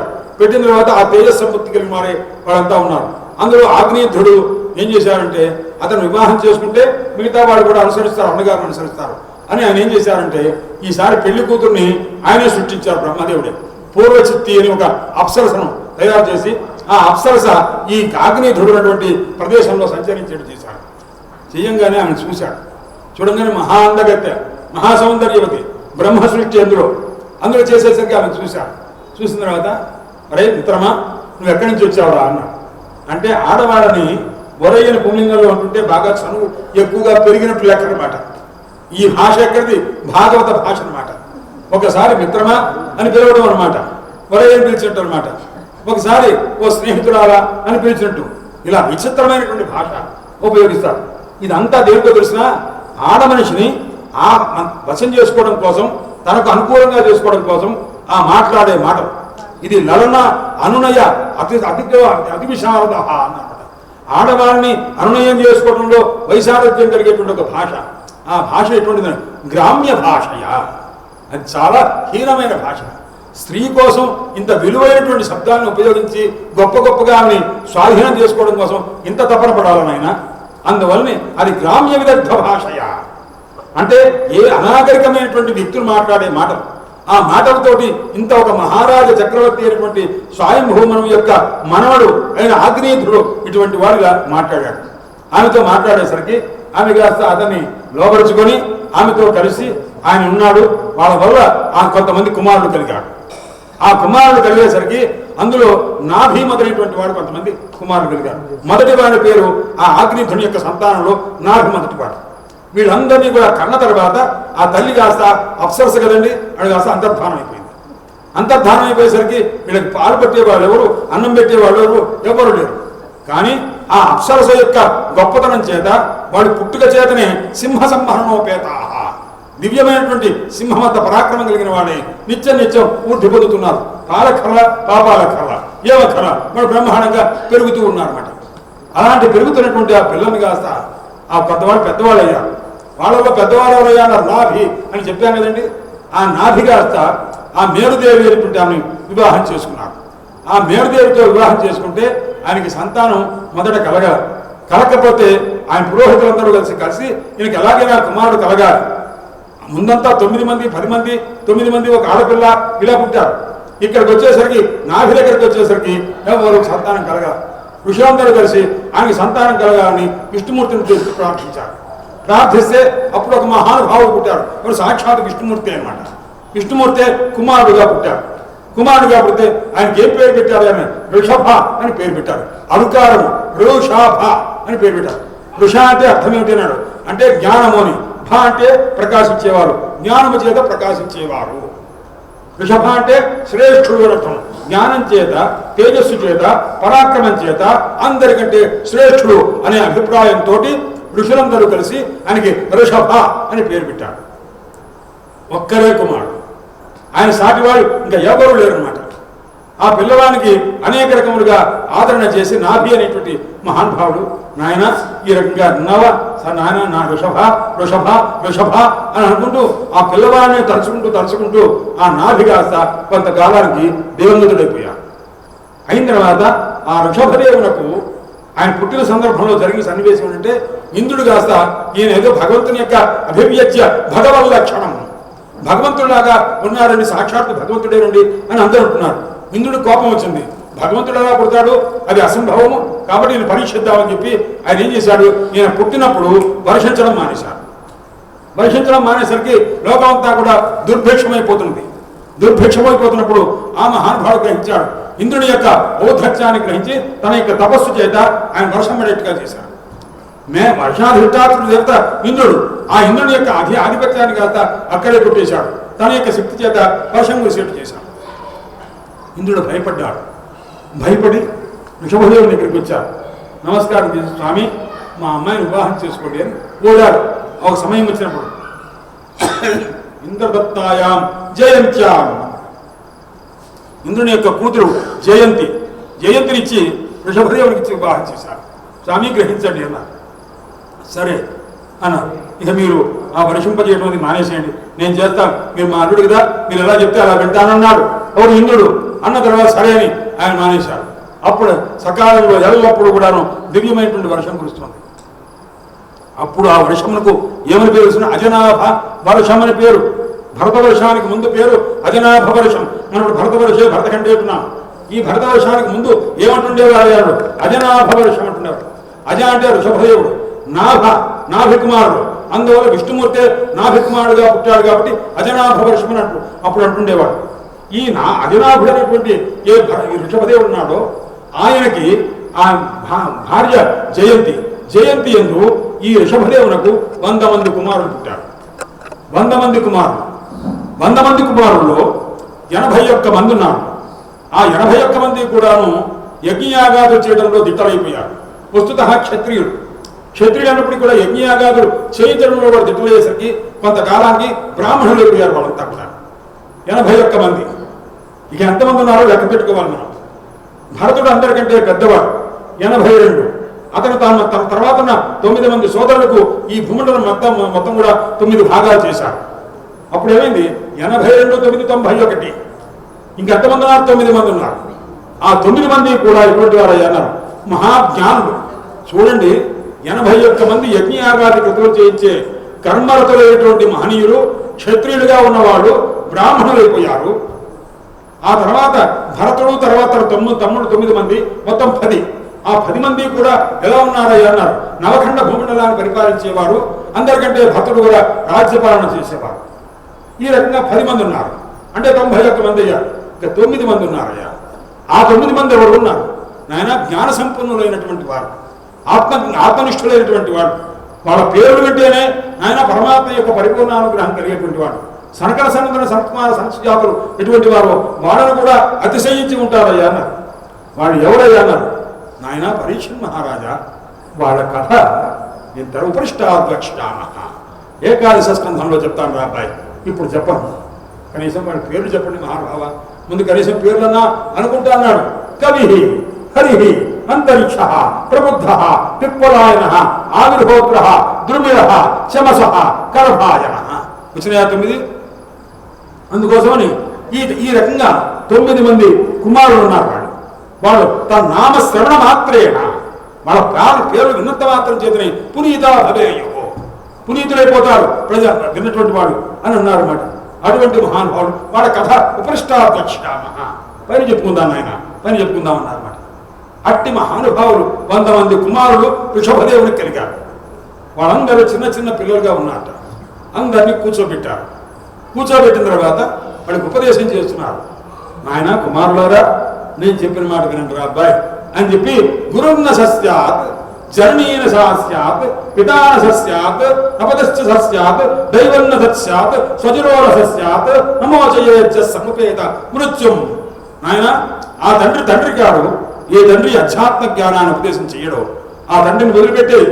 ఆ తల్లి కాదు, ఏ తల్లి జ్ఞానోపదేశం చేయదో ఆ తల్లిని విడిచిపెట్టేయచ్చు, తప్పులేదు నాయన. ఆ భర్త కాడు, ఏ భర్త భార్యకు జ్ఞానోపదేశం చేయడో ఆ భర్తను విడిచిపెట్టేయవచ్చు. ఆ బంధువు కాడు, ఏ బంధువు జ్ఞానోపదేశం చేయడు వాడిని విడిచిపెట్టేయవచ్చు. ఆ తండ్రి అన్ని వరుసగా ఇలా చెప్పారన్నమాట. ఆ దైవము కాదు, ఏ దైవం జ్ఞానాన్ని మోక్షాన్ని ఉపదేశం చేయదో ఆ దైవాన్ని విడిచిపెట్టేయాలి అని చెప్పి మహానుభావుడు చెప్పాడు. ఏమిటండి, ఎంత ఉజ్వలమైన, ఎంత ఉద్రిక్తమైనటువంటిది. నేటి కాలంలో అయితే భయంకరమైనది అనమాట. తండ్రిని విడిచిపెట్టమని చెప్తే అదొక పురాణమా, అదొక ఉపదేశమా? ఆ చెప్పిన భగవంతుడు ఒక భగవంతుడా? ఇలాంటి మాటలు మాట్లాడతారు.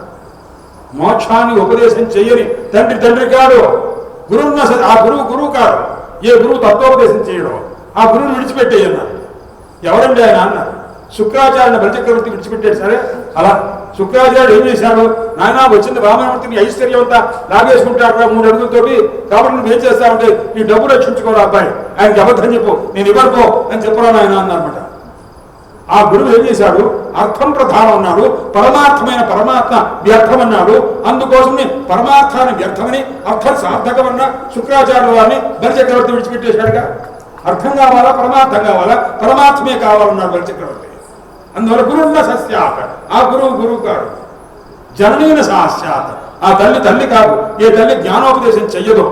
కైకేయీ భరత ఇవ, భరతుడు కైకేయినేముంది, నాయన నీవు రాజ్యం కోసం నేను ఎంత పని చేశాను రా, ఇంత పని చేశాను అని. అక్కర్లేదమ్మా, ఆ అర్థం వ్యర్థం. రామచంద్రమూర్తి యొక్క సేవ అది సార్థకం, అది పరమార్థం అన్నాడు. అందుకోసం తల్లిని విడిచిపెట్టేశాడు. జననీన సాస్యాత్, పితాన సస్యాత్, ఆ తండ్రి కాడు, ఈ తండ్రి పరమార్థాన్ని బోధించడు. ఏ విధంగా హిరణ్యకశిపుం ప్రహ్లాద ఇవ, హిరణ్యకశిపుడు ధర్మార్థ కామములే మనకు కావాలి, మోక్షం అవసరం లేదన్నాడు. నాకు మోక్షమే కావాలన్న, ధర్మార్థ కామములు వ్యర్థం ఉన్నా అన్నాడు. అన్నందుకు ఆ తండ్రిని కాస్త విడిచిపెట్టి పరమాత్మ పాదాలు సేవించాడు. అందువల్ల ఆ తండ్రి కాడు, ఏ తండ్రి జ్ఞానోపదేశం చేయడు. అలాగే ఆ భర్తగాడు అని ఏ విధంగా ఆయన యజ్ఞపత్రిపాఖ్యానమని 10వ స్కంధంలో వస్తుంది. యజ్ఞం చేసేటువంటి మహానుభావ ఋషులు ఉంటారు. వాడు పరమాత్మ అక్కడ ఆకలిస్తుందిరా, నాకు ఏదైనా ఆహారం పెట్టడానికి ఈ యజ్ఞ ఋషుల దగ్గర పంపిస్తే మేము పెట్టమని చెప్పి ఋషులు అహంకారంతో పంపించేస్తారు. అప్పుడు మళ్ళా అంటారు, ఒకసారి ఋషిపత్రుల దగ్గరికి వెళ్ళండి రాని అనేసరికి వాళ్ళ దగ్గరికి వెళ్ళేసరికి వాళ్ళందరూ ఆహారం వండినంతా తీసుకెళ్ళి పరమాత్మ పెట్టారన్నమాట. పరమాత్మ పెడితే అప్పుడు ఋషులంతా అడ్డుకున్నా సరే భర్తల్ని కాదని చెప్పి, ఎందుకంటే మీరు యజ్ఞం ఎందుకు చేస్తున్నారని అన్నారు. పరమాత్మ అనుగ్రహం కోసం. పరమాత్మ అక్కడ ఉంటుంటే ఇంకా అనుగ్రహం కోసం ప్రయత్నం చేయటువంటి ఇది కాదు. అసలు పరమాత్మ సాక్షాత్కరించి అక్కడ ఉన్నారు, ఆయనకి సాక్షాత్ మేము పెడతాం అని చెప్పి వెళ్ళిపోయారట. మీరేం చేస్తుంటారు, అది ఇంద్రాయస్తాహ కరుణాయస్తాహ అని అగ్నిలో వేస్తే అది తిన్నగా తీసుకుని వెళ్ళి అక్కడ ఆహారం తీసుకుంటే వాళ్ళు అనుగ్రహించి వర్షాలు కురిపించి ఏదో స్వర్గాన్ని ఇస్తారని మీరు అనుకుంటున్నారు. స్వర్గం కాదు, సాక్షాత్తు అచ్యుతుడు మోక్షప్రదాత పరమాత్మ ఇక్కడ ఉన్నారు. ఆయనకు ఆహారం పెట్టకుండా ఏంటి, కాబట్టి మీరు చేసింది బాగాలేదు అని చెప్పి భార్యలు భర్తలు విడిచిపెట్టి పరమాత్మ దగ్గరికి వెళ్ళి సమస్తమైన ఆహారాన్ని సమర్పించి కృతార్థులయ్యారు. అది తర్వాత తెలిసి వీళ్ళంతా నమస్కారం చేసి ఇలాంటి భార్యలున్న మనం ఎంత భాగ్యవంతులు అని చెప్పి వాళ్ళు జ్ఞానం కలిగి ఉన్నారన్నమాట. అందువల్ల ఆ నపతిష్ట సస్యాత్, ఆ పతిగారు ఏ పతి జ్ఞానోపదేశం చేయడం. అంత దైవం తస్యాత్, ఇంద్రాది దేవతలు కాదు నాయన, వాడు మోక్షమిచ్చేవాడు కాదు, భోగాన్ని ఇవ్వగలడు. మోక్షమిచ్చే దేవుడే దేవుడు. భోగాన్ని మోక్షమిచ్చగలిగిన ఆ లలితాత్రిపుర సుందరి అమ్మవారే మహాతల్లి. అందువల్ల భోగశ్చ మోక్షశ్చ కరస్థయేవ. ఆ లలితాత్రిపుర సుందరి అమ్మవారిని ఆశ్రయించండి, భోగం ఉంటుంది, మోక్షం ఉంటుంది అన్నమాట. ఆ మోక్ష స్వరూపమైన భోగ స్వరూపాన్ని ఇచ్చేటువంటి ఆ లలితాత్రిపుర సుందరి అమ్మవారి కంటే మహావిష్ణువు వేరు కాదు. అందుకోసమని ఆయనే స్త్రీ రూపం ధరిస్తే లలితాత్రిపుర సుందరి, పురుష రూపం ధరిస్తే కృష్ణ పరమాత్మ అన్నమాట. అందుచేత ఆయన ఈ విధంగా తెలుసుకోవలసింది అని మహానుభావుడు ఉపదేశం చేసి ఆయన కాస్త ఒకప్పుడు ఉత్తమ వయసు వచ్చిన తర్వాత ఆ మహానుభావుడు అరణ్యానికి వెళ్తారు.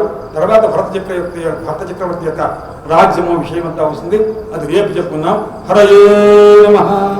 వాసుదేవ